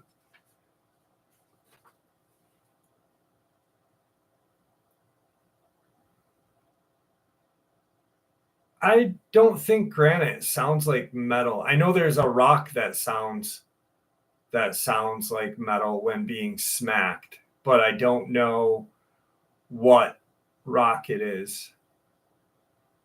The gifting rock, maybe?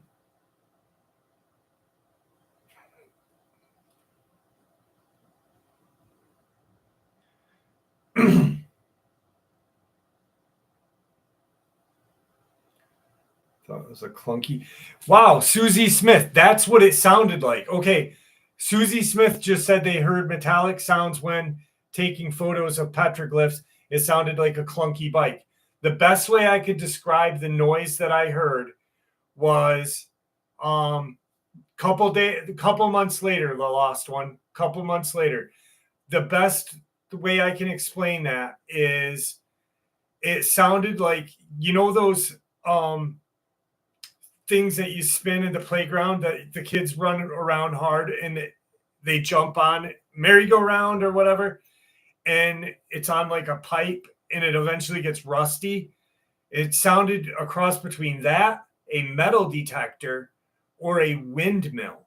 Like, and it was a windy day. It was just the most strangest freaking sound I had ever heard. What's up, Dana? Dana Ortega, how are you? Commie, California. Well, I live in the Soviet Republic of New York, Aaron, so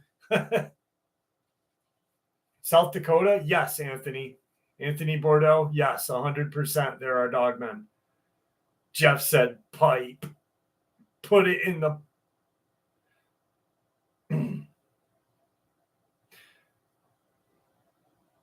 no, not like a pinwheel. No, like a metal thing at the playground.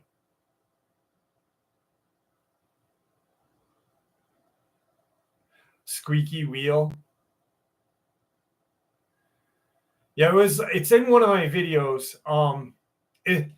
Just the strangest fucking sound I'd ever heard. I'll never forget it. I'm on the trail and I'm talking like when I'm doing those, when I'm out there, it's almost like I'm on the live stream. So I feel like you guys are with me. So I'm just talking and I'm like, I heard it and I'm like, I don't know if my mic is picking this up because it was picking up the wind too. And it kept picking up like trees blowing, like bending with the wind, but two different sounds completely. And then like the last one said, when I was going to blow the shofar, there was some weird noise after that. Not that day, but a month or two later. The day of the eclipse, actually. And then there's just been so many weird things up there. But I don't think it's Dogman. I used to want to think it was Dogman. I wanted to believe that Dogman took Tom Mezek. But if a Dogman attacked Tom Mezek, or if a Bigfoot attacked Tom Mezek, there would be debris. His hat would be there. His gun would be there. His walkie, something. They've never found anything. Or that metallic noise. Wow, this just popped into my head. He had a walkie, right? He had that walkie-talkie. You know how, what if like that metallic noise was like the reverb from a walkie? That ring? I don't know. Just something dumb.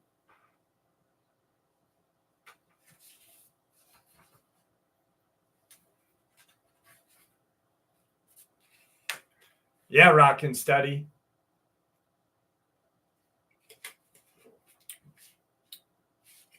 I need a woman.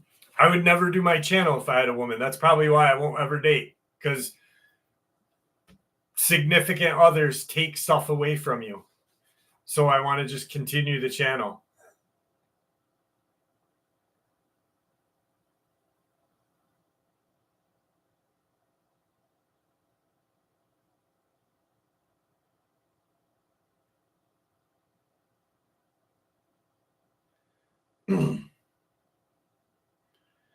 Yes.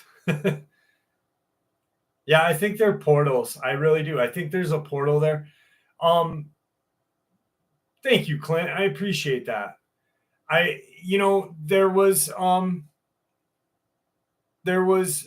in the Saranac Lake region back in the 60s, there was an underground facility there where they trained kids in the super soldier program. And a hiker had found it at one point and he disappeared. He ended up disappearing after posting stuff online about it. But I got a weird one for you. I got a weird experience I'd like to share with you. There is no explanation as to what occurred, though I personally believe it was supernatural. It was the Christmas season in 1958. My parents and I lived in a small home in eastern Tennessee. We survived on what little money my mom could make doing odd jobs for other people in the area. My dad was wounded during the Korean War, and we received a monthly pension from the government. I was 8 years old at the time. After school, I would work around the house and help care for my dad. I knew that money was tight and figured there wouldn't be any gift giving this year, but we made the best of it. A few days before Christmas, I was lying in bed, and I started hearing noises coming from outside my window. It sounded like children playing and laughing. I got out of bed and looked out the window. I noticed several blue lights bobbling about in my mom's garden. I went and woke up my mom. She got up and walked out onto the porch. We both clearly witnessed these blue lights moving up and down above the garden. It was very cold, so we went back into the house and watched from my bedroom window. The lights were there for over an hour and continued to move. We were very tired, so we both went back to sleep. In the morning, we were sitting at the dining room table eating breakfast. My parents were discussing the blue lights. My dad said that he had heard similar occurrences when he was a boy. The deacon at his church commented to several of his congregation that he noticed blue lights outside the rectory one evening. His explanation was they were angels watching over the church. The next few nights I watched for the lights, but they never returned. On Christmas Eve, a few family friends stopped by the house during the day to wish us happy holidays. My friend Larry Lindman came over as well. That's the guy's name, Larry, but I just put Larry Lindman. We listened to the radio for most of the afternoon. Neither one of us had ever had a television in our home. I mentioned that it would be nice to have one, but I knew that we'd never be able to afford it. I told Larry about the blue lights and the experience that my dad told me. Larry said that his Uncle Joe had told him a similar story about blue lights outside the church, too. So I figured that it must have actually happened. Larry also said that his Uncle Joe mentioned they were little people with big heads and large eyes who lived in the mountains. I asked Larry if his Uncle Joe had ever seen these little people, and Larry said he didn't think so. That evening, my parents and I were sitting in the front room when we heard what sounded like footsteps on the porch. My dad went to investigate. He didn't see anything unusual. Then I told him what Larry's Uncle Joe had told him. My dad smiled and said old Joe told a lot of good stories, though most of them weren't true. My dad then said he remembered a story that old Joe told him one day. My dad said that old Joe told him that little people of the mountain would bring gifts to folks they liked.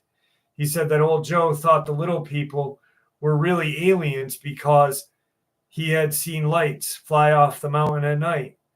I prodded my dad to tell me more, but he said old Joe told too many stories that were flat out lies.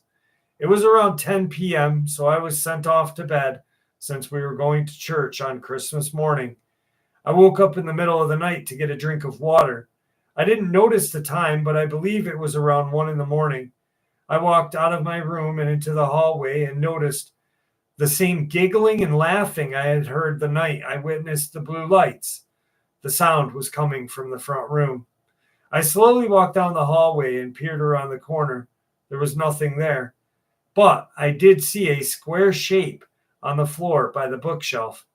I turned on the room light, and it was a brand new television set, a Motorola. I remember letting out a scream and hearing my mom run down the hallway. She saw me standing in front of the bookshelf, not knowing what was going on. Then she noticed the television. I can still remember the strange look on her face. She turned and ran back to the bedroom, yelling the whole way. I could hear her asking about the television while my dad answered, "What television?" We sat in the front room just staring at this TV, occasionally looking at each other. We never did figure out how it got there. I'd like to think it was the little people in the mountain. In fact, that's what old Joel told everyone who would listen. Simone, have a good night. Thank you for joining us. Libra Poet, what's going on, girl? How are you? Back to using the old face, I see.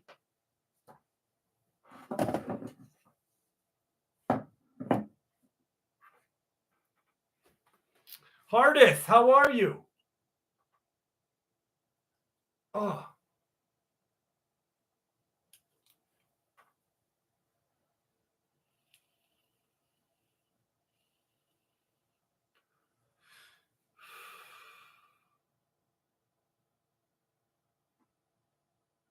They're here, Libra. They're here. By the way, Libra, it's my birthday again.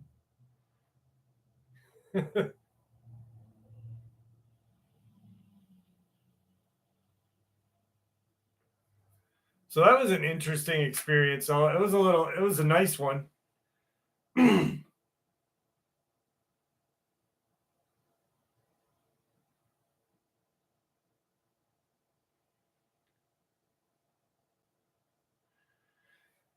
I know. She hasn't said hi to me yet. I don't think she heard my joke.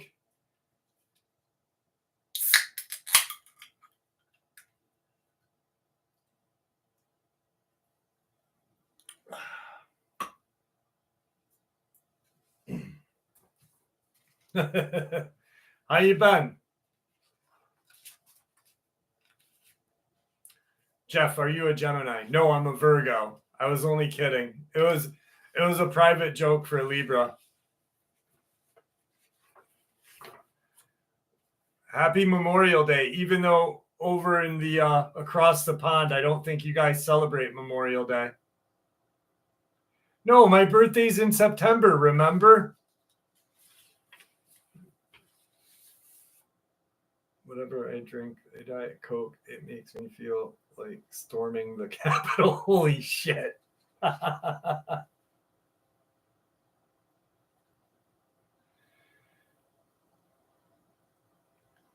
Shut up, Andy Davis. Shut up.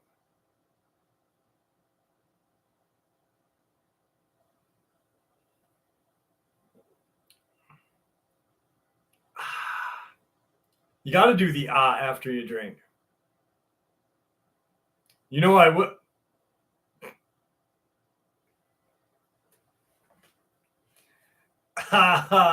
Yes, yes, I do. Yes, I do. Hard to see. How you been? I've been seeing Dogman on 2 occasions after hearing metallic and sound. Do me a favor and send me an email about your encounters, Susie, if you don't mind. I'd like to hear them. If you don't mind.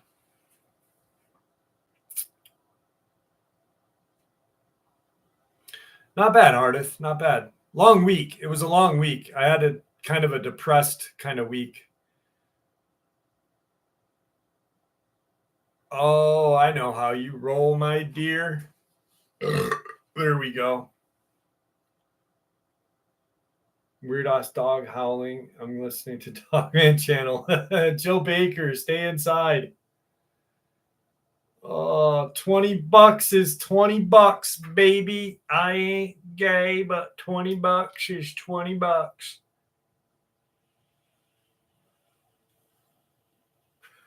No, Dana, it was just a joke. My birthday's in September.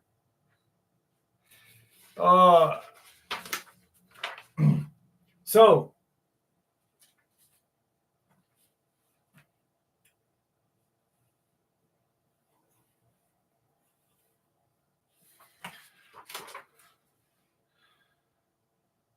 one day at a time.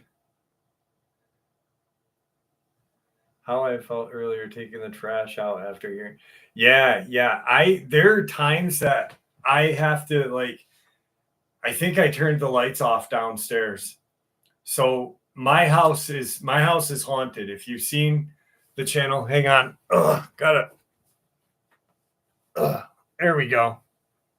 There we go. All right.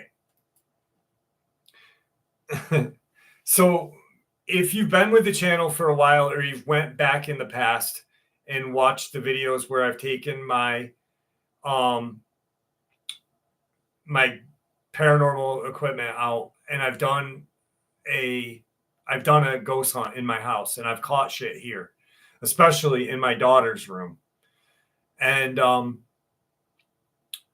downstairs happens to be no one saw them, Libra. He did not see them.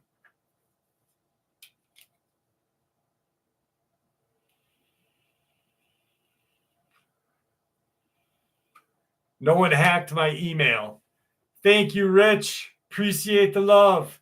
So anyway, downstairs is probably the hauntedest part of the house. And when I have to go down there to turn the lights off, it is the fucking craziest part, like just terrifying down there.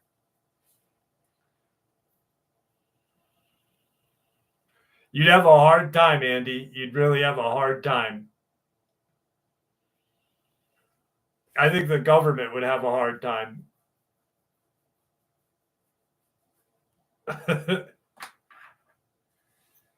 Now I have over a year without except my own. All right, this is an interesting experience right here. In late March of 2016, a couple have claimed to see a huge wolf-like creature while on a National Trust property at 1 in the morning in Cotswolds in Worcestershire. Worcestershire.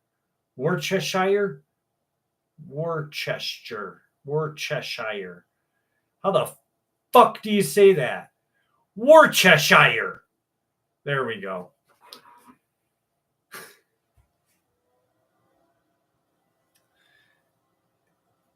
At 1 in the morning in Cotswolds in Worcestershire. They took a blurry picture of the animal and drew a sketch, dubbing it the Wolf of Worcester. I hate when I can never say that. Worcestershire.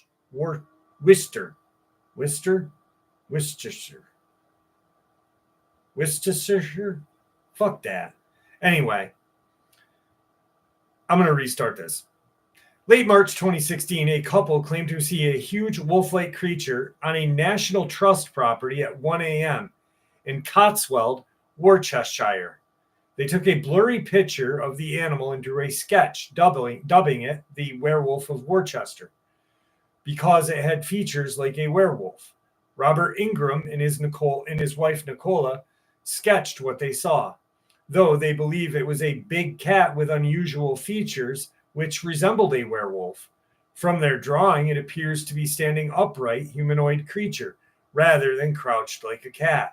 The beast supposedly had a protruding, pointed teeth and sharp cheekbones.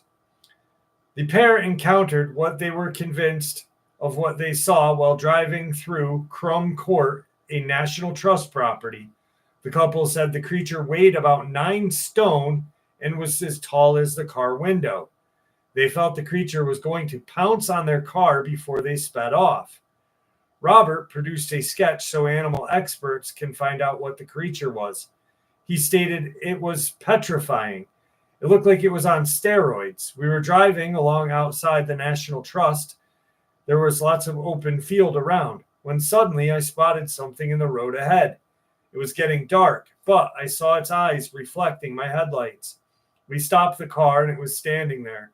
We had heard rumors about an escaped panther in the area, but we had thought it was a load of nonsense. When I saw this creature with my own eyes, I was stunned. It was enormous, that's what she said. Far too big for a fox or a dog. It must have weighed 9 stone, about the same as a slim adult. It looked right at us and walked up to the car. It lowered its front of its body and looked like it was going to pounce. We just slammed the car into reverse and went as far as we could. I was so scared I fumbled to get my phone out to take a picture. There was no way you were going to get me to go near that area again. The couple think the creature had escaped from a zoo. There's been dozens of claims of escaped big cats in Worcestershire in the past. A spokesman for Worcestershire Wildlife Trust: it is always possible there is a panther or another big cat in our countryside, but there hasn't been any firm evidence to prove that there isn't. Worcestershire. Worcestershire?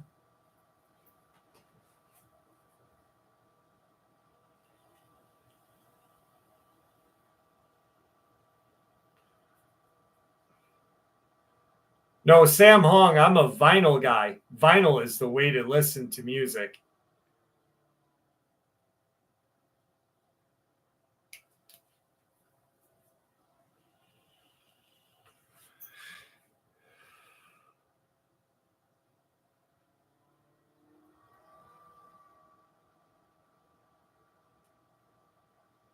Vinyl rules. Vinyl does rule, especially when it's good music. Worcestershire. Worcestershire. Worcestershire. Worcestershire. Worcester. Worcestershire. Worcestershire.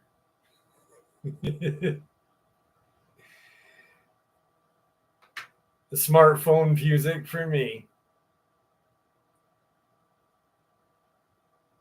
I say wash the ass in the shower. The word does make me mad. Just checking in from England. Claire Harris in Libra. How do you say Worcestershire? Worcester. That's how you say Worcester, Mass.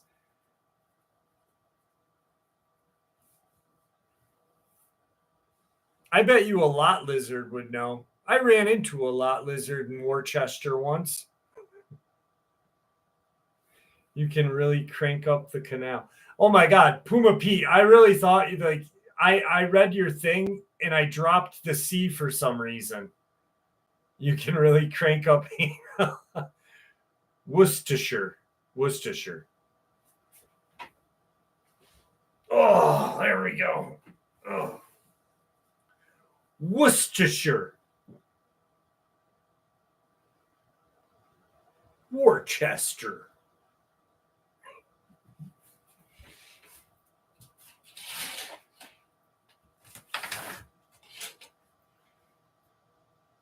Worcestershire. $20. It's $20. Oh.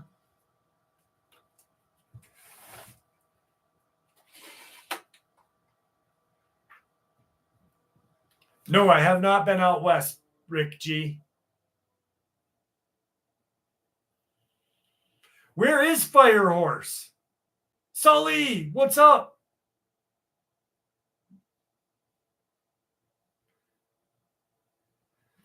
Said. I think that's Ked. Said. I hope that's how you say your name. Said. Thank you for tuning in. Thank you, girlfriend. I appreciate that. I really do. Glad you're here with us. I want to go to Idaho. I want to go to Idaho and I want to throw potatoes. I want to throw potatoes at the stabbing cabin. Is that like the fuck shack? The stabbing cabin? What's up, Warrior of God Sullivan? How are you? Where am I from, Michael? Are you asking where I'm from? I live in Gloucestershire. Gloucestershire.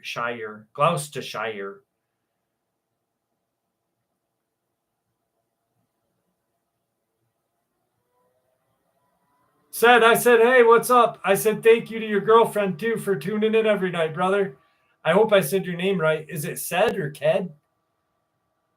Jeff from your mama's house. Yup, we have a stabbing cabin here. The old love shack, the old fuck pad.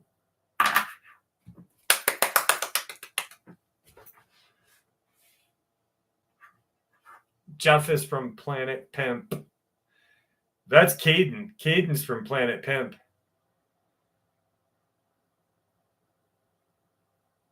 Caden walks around like this, fucking not jerking it, swinging it. Jeff, how is everything?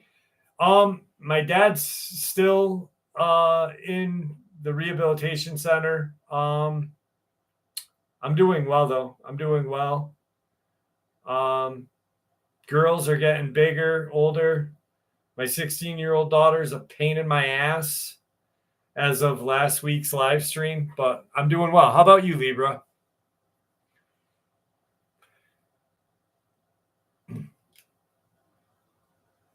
What a time to tune in.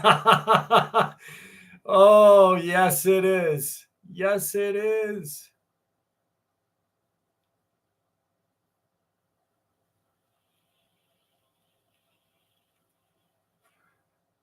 Sam, I appreciate that.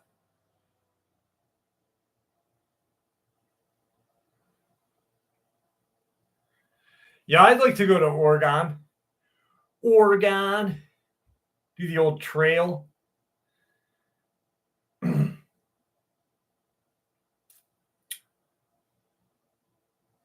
Wet UK here in morning. Do you live in Worcester? Yeah, the Biden fart video is phenomenal. That video is funny as hell.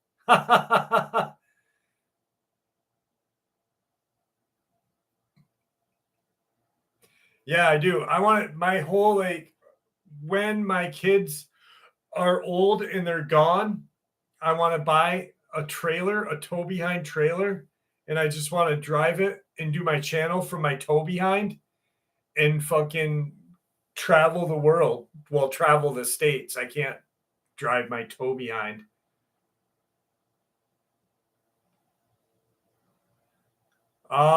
Coffee, lots of coffee and tea.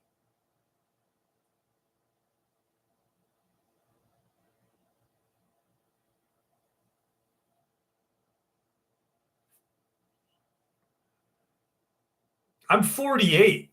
I have good hair for 48. I have good hairline.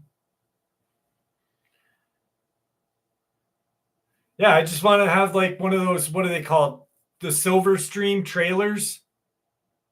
And like they have one with an office and they have one with a bedroom and everything you need. Like all I need is an office, a bedroom, a shitter, a shower, and a living room.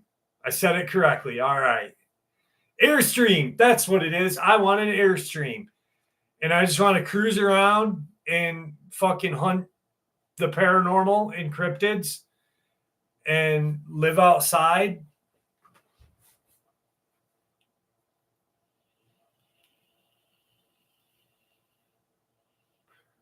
Shut up, Andy Davis.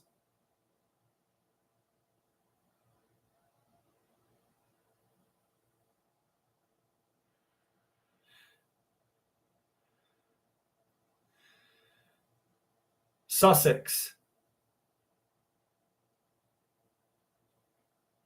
Yeah, Joe Rogan was talking about the fart video, actually. Who was he talking about it with? I just listened to it the other day. Mike Baker. He was talking with Mike Baker. I got a couple of experiences out of Jacksonville. I used to live near Jacksonville. Said I lived right in Flagler. Good old Flagler. Yeah, I'm 48, 1976. 1976. Gravity Cheeseburger, have a good fucking evening. No, for real. Have a good night. Love ya. Thank you. I've been subscribed for years. You are so funny in a geeky kind of way. I'm geeky? I didn't know I was geeky. Fuck you. No, I'm just kidding. Gratitude and positivity. I didn't like Daytona. I didn't like Florida. I did not like Florida at all. It was hot. I know, Caden. Me and you are the same age. We're twins. We were separated at birth. Me and you, Caden.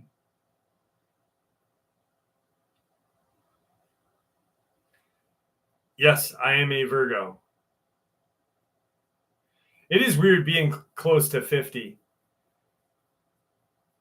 Like every time I stab myself in the stomach with my testosterone, I'm like, I'm almost 50.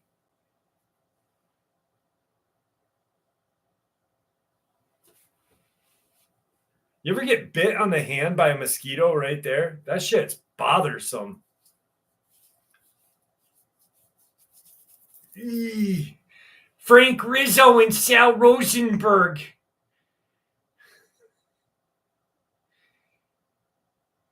Yeah, I can't breathe in Florida either.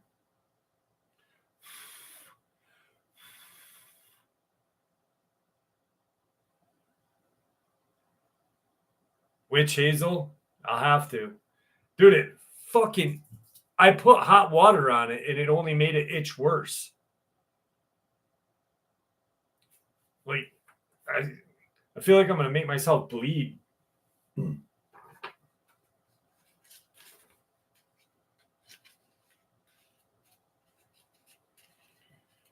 Weirder being closer to 60 and looking younger. I don't think I'll look younger when I'm close to 60. I'll look like fucking, I don't even know. Oh, Jane.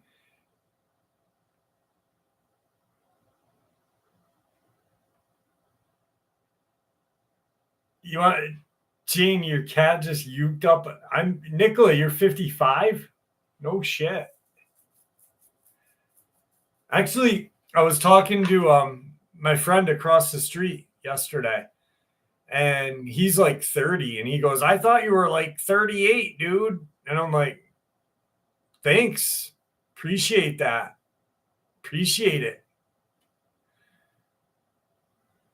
Lucas Williams is back again. Thank you, Libra. Thank you very much. How old? I'm 48. 48 years old. I'm an old mother sucker. This is a very unusual experience.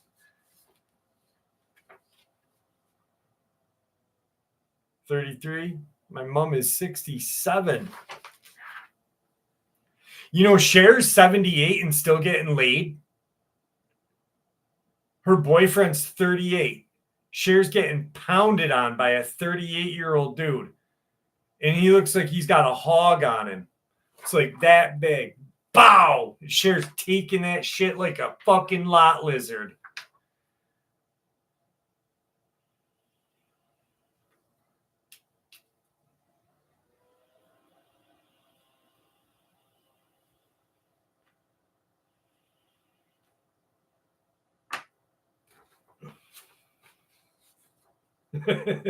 Cher is something else. I went to her farewell tour and like I forgot how old I was. I was young. And the bitch never retired. I'm like, when is this bitch gonna retire? What's up, Nathaniel?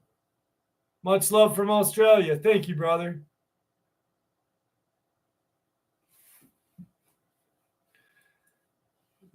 I think she pushed him into. Yes, I'm still doing movie challenges. I think she pushed him into a tree. They were fucking skiing and she's like, bow. She's like, you're dead, Sonny. Because when I'm in 40 years, I'm going to get pounded on by a 38-year-old guy with a fucking hog that's bigger than your leg. And she takes it hard. That's all you hear.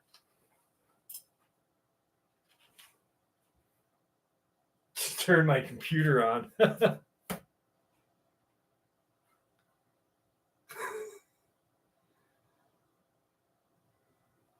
I think she's like 78 or something. She's fucking.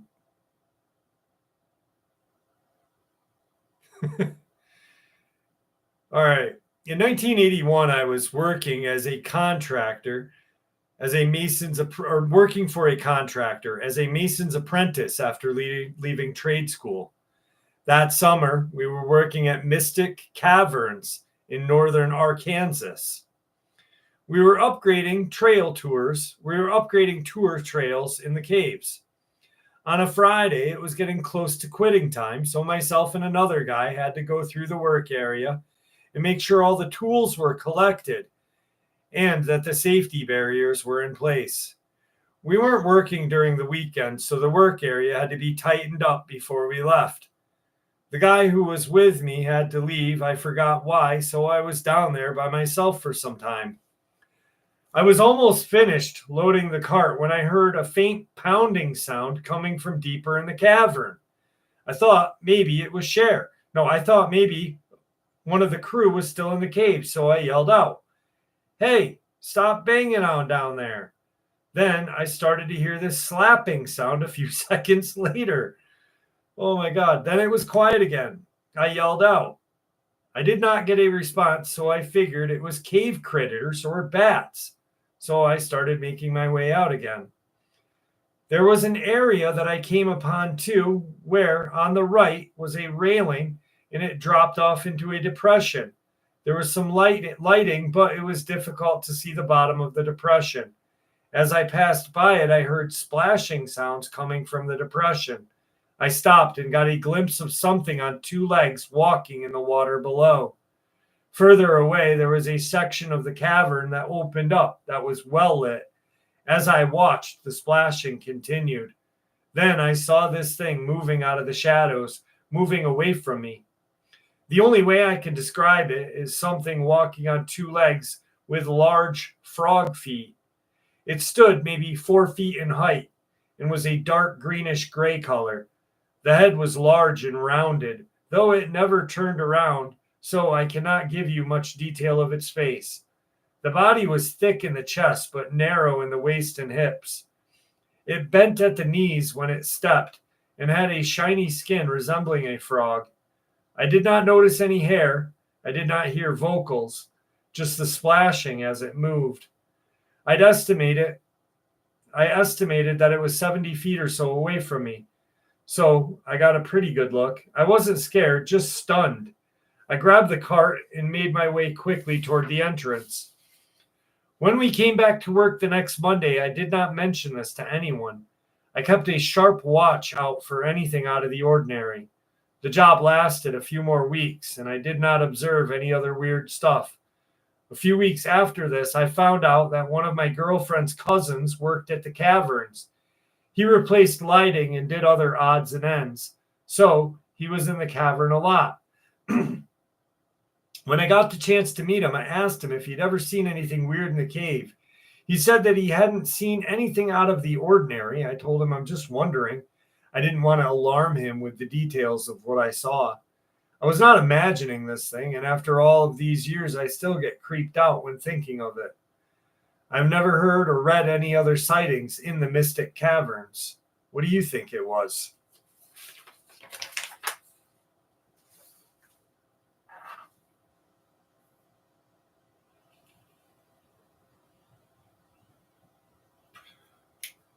Not yet, do something.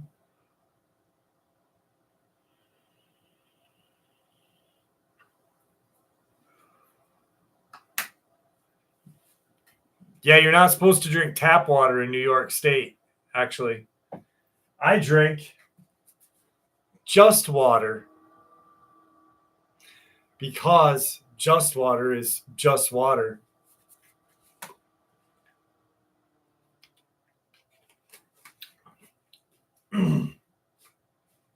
No, Caden's 48. He's my twin brother.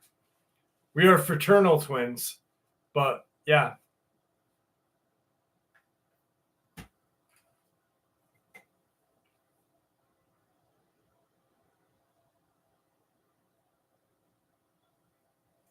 Talking about Cher. Libra, I was talking about Cher.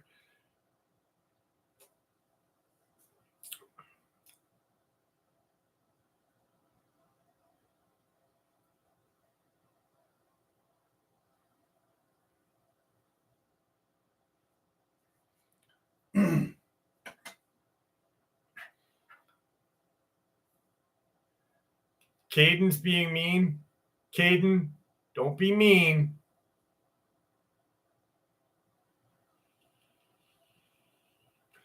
Be careful doing something different. Be very careful.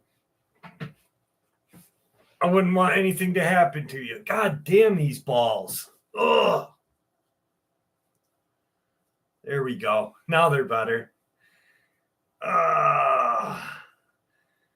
Caden's 48 years old. Caden is definitely... David H., you're hitting 73?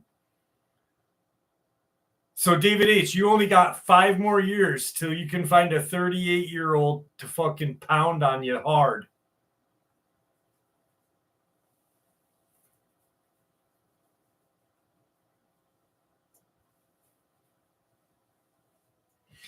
DB Mac.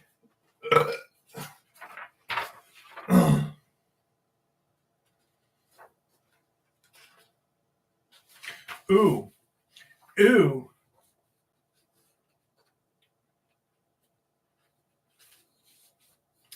All right.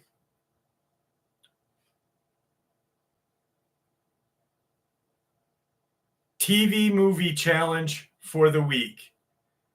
If you have not seen the TV show Sugar on Apple TV, it's a must watch. Low profile, how are you? It's a must watch. The TV show Sugar. And there will be a quiz next week.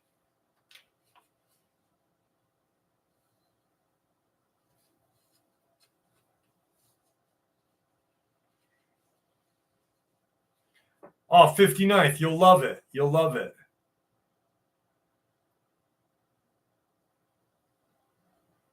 See American Ultra.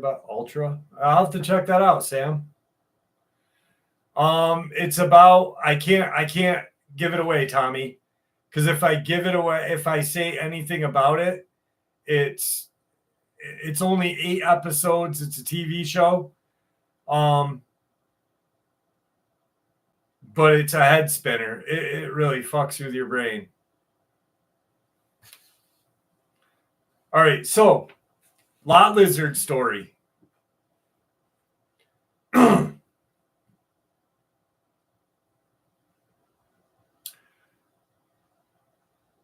Out in Wyoming, there's a man that lives out in Wyoming, and he cleans the restrooms at this truck stop. All right. His name's Sketchy Steve. That's what they call him in Wyoming at the Pissers. Now, Sketchy Steve occasionally has to work nights. So when Sketchy Steve has to work nights at the truck stop out in Wyoming, he's caught in some guys in the men's bathroom at the glory hole doing the dirty. Well, this night, Sketchy Steve is cleaning the bathroom. He's getting in. He just cleaned the females one. He's going into the men's one. He's got his mop. He's doing the floors. And he hears this kind of wet smacking noise. And he instantly knows what it is. He's like, I hear this all the time. It's probably, this one guy who just can't get enough of that glory hole. And because this guy has this hole and he sits by it and he's got his mouth right up to the hole. And every once in a while he turns around and puts his butt up to it. Well, Sketchy Steve was like, hey, you got to get out of here. Come on. And he keeps hearing this smacking noise. And he's like, what the hell? So he walks over and he knocks on the stall door and he pushes it open. And no one is there. He opens the next door and no one is there. He's like, what the hell is going on? I hear this weird, strange smacking noise. What the fuck is going on? And he's getting freaked out now because he's like, all right, I've heard this noise before. I know what that smacking sound is. It's usually freaking Billy D getting his groove on. Well, he walks out of the pisser and calls his boss and he says, hey, something's going on in the men's urinal. He goes, I keep hearing this smacking noise. And his boss says, Sketchy Steve, did you check the closet? And he said, there's a closet? And he said, yes. Just after the last stall door, there's a small little compartment. He said, open that. He said, Billy D's probably in there. He probably got sick of his glory hole. Well, Sketchy Steve walks in and he's like, hey, I'm coming in. Quit whatever you're doing. I'm going to open that door in a second. I don't want to see it, Billy D. So he goes and he opens the door. Well, when he opens this door, what he sees first, he's got his head down because he doesn't want to look. And he sees these kind of thigh-high fuck-me pumps. And he's like, whoa, what? Billy D's wearing... And he raises his head and he sees a mini skirt. And he's like, that's weird. And he sees studs on the mini skirt. And he raises it up and it's a tank top. But he realizes something's off with the skin. It's this palish gray green color. He's like, what the fuck? And he looks and there's this female. And she's like that. But her eyes are this reptilian.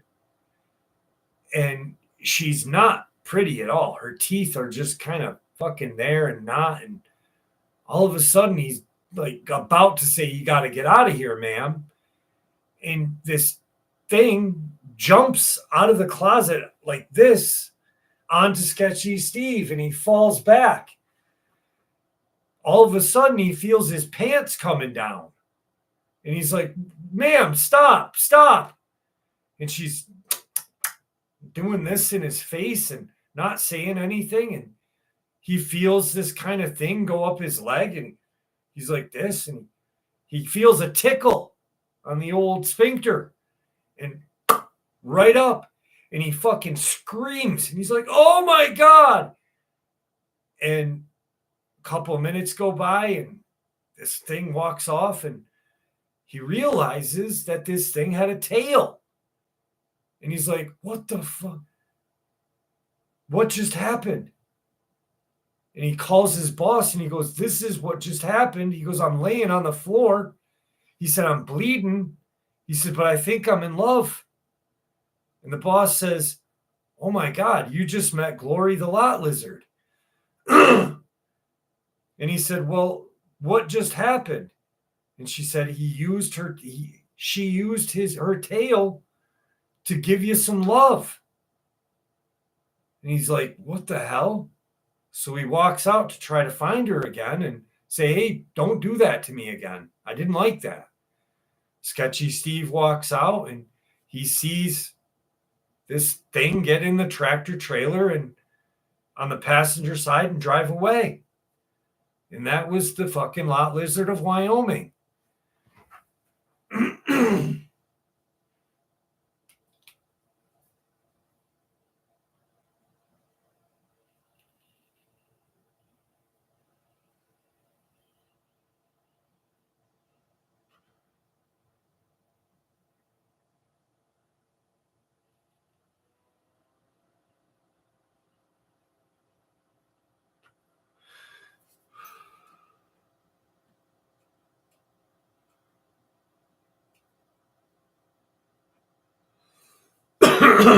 No one wins in that story. Sketchy Steve did win. Technically.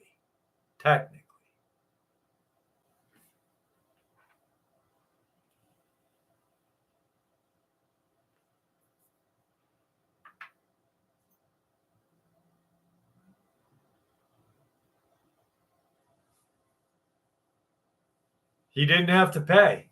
He did not have to pay.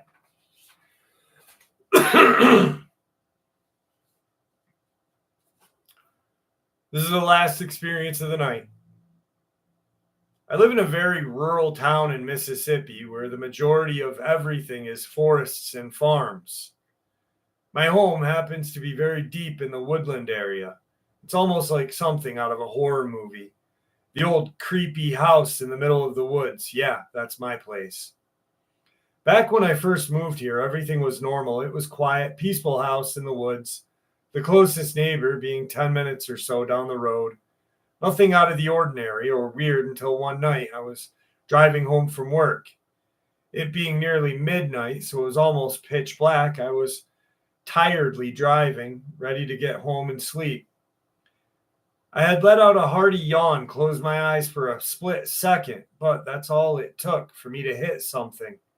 Not even 10 feet in front of me sat this hairless, man-dog-looking creature.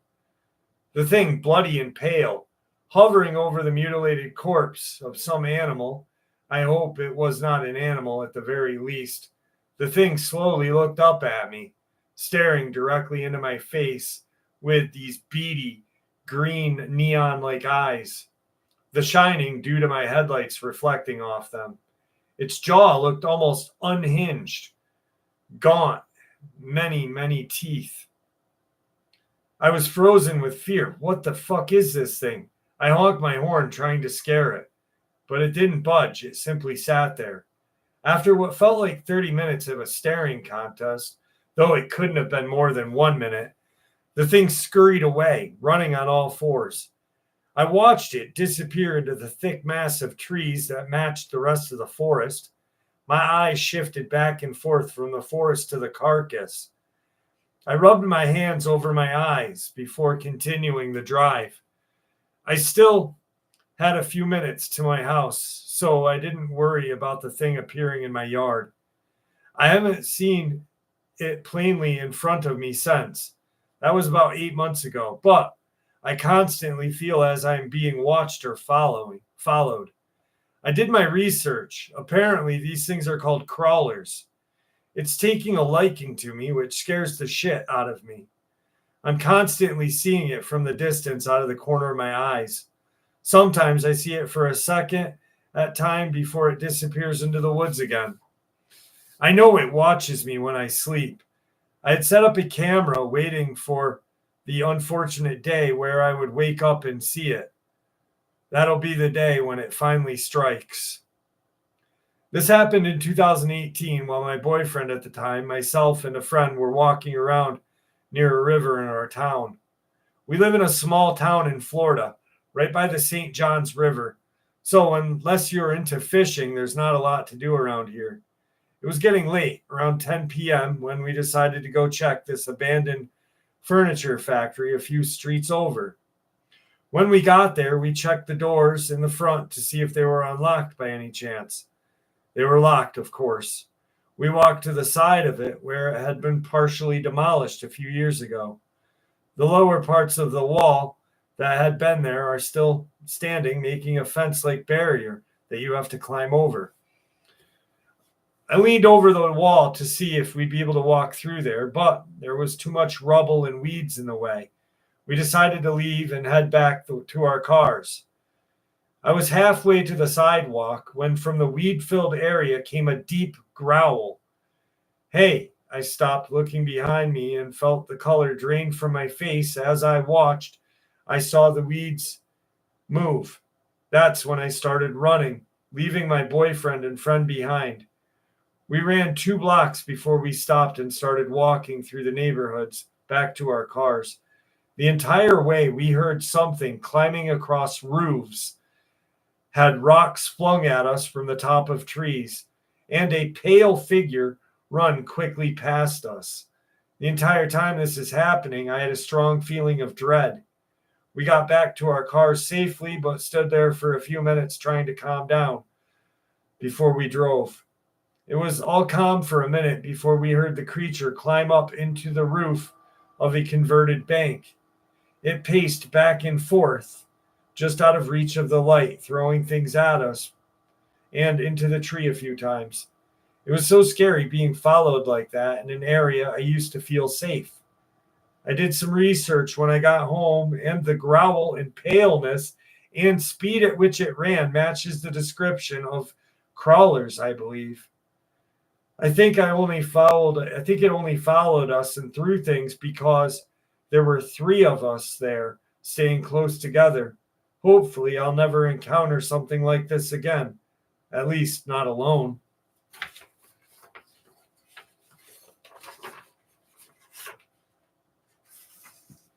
I saw him, Libra. I'm not worried about Italian people. They're greasy and stingy. What's up, Belly Button? How are you, baby?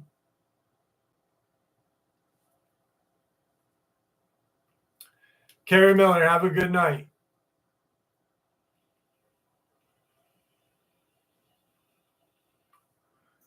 All right, guys, we're 3 hours in, and I am going to bed because it's 3 a.m. Have a good night. Thank you for spending Saturday with me. I appreciate you guys spending your evenings with me. Yes, it was a good live stream.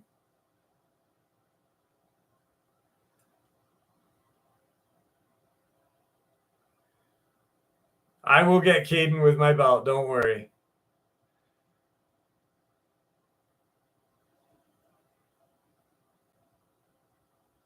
Bye, everyone. No autographs. Caden, my fraternal twin, have a good night. Tommy, good night. Jane, Mike, Dana, Shackleneck, 59, Denise, Libra, Sam, Andy, I love you. I love one last time. One last time.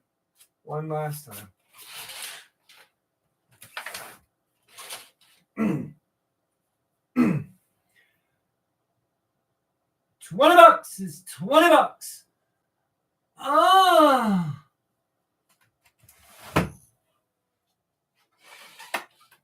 Alan Howell. Have a good night, guys. Love you.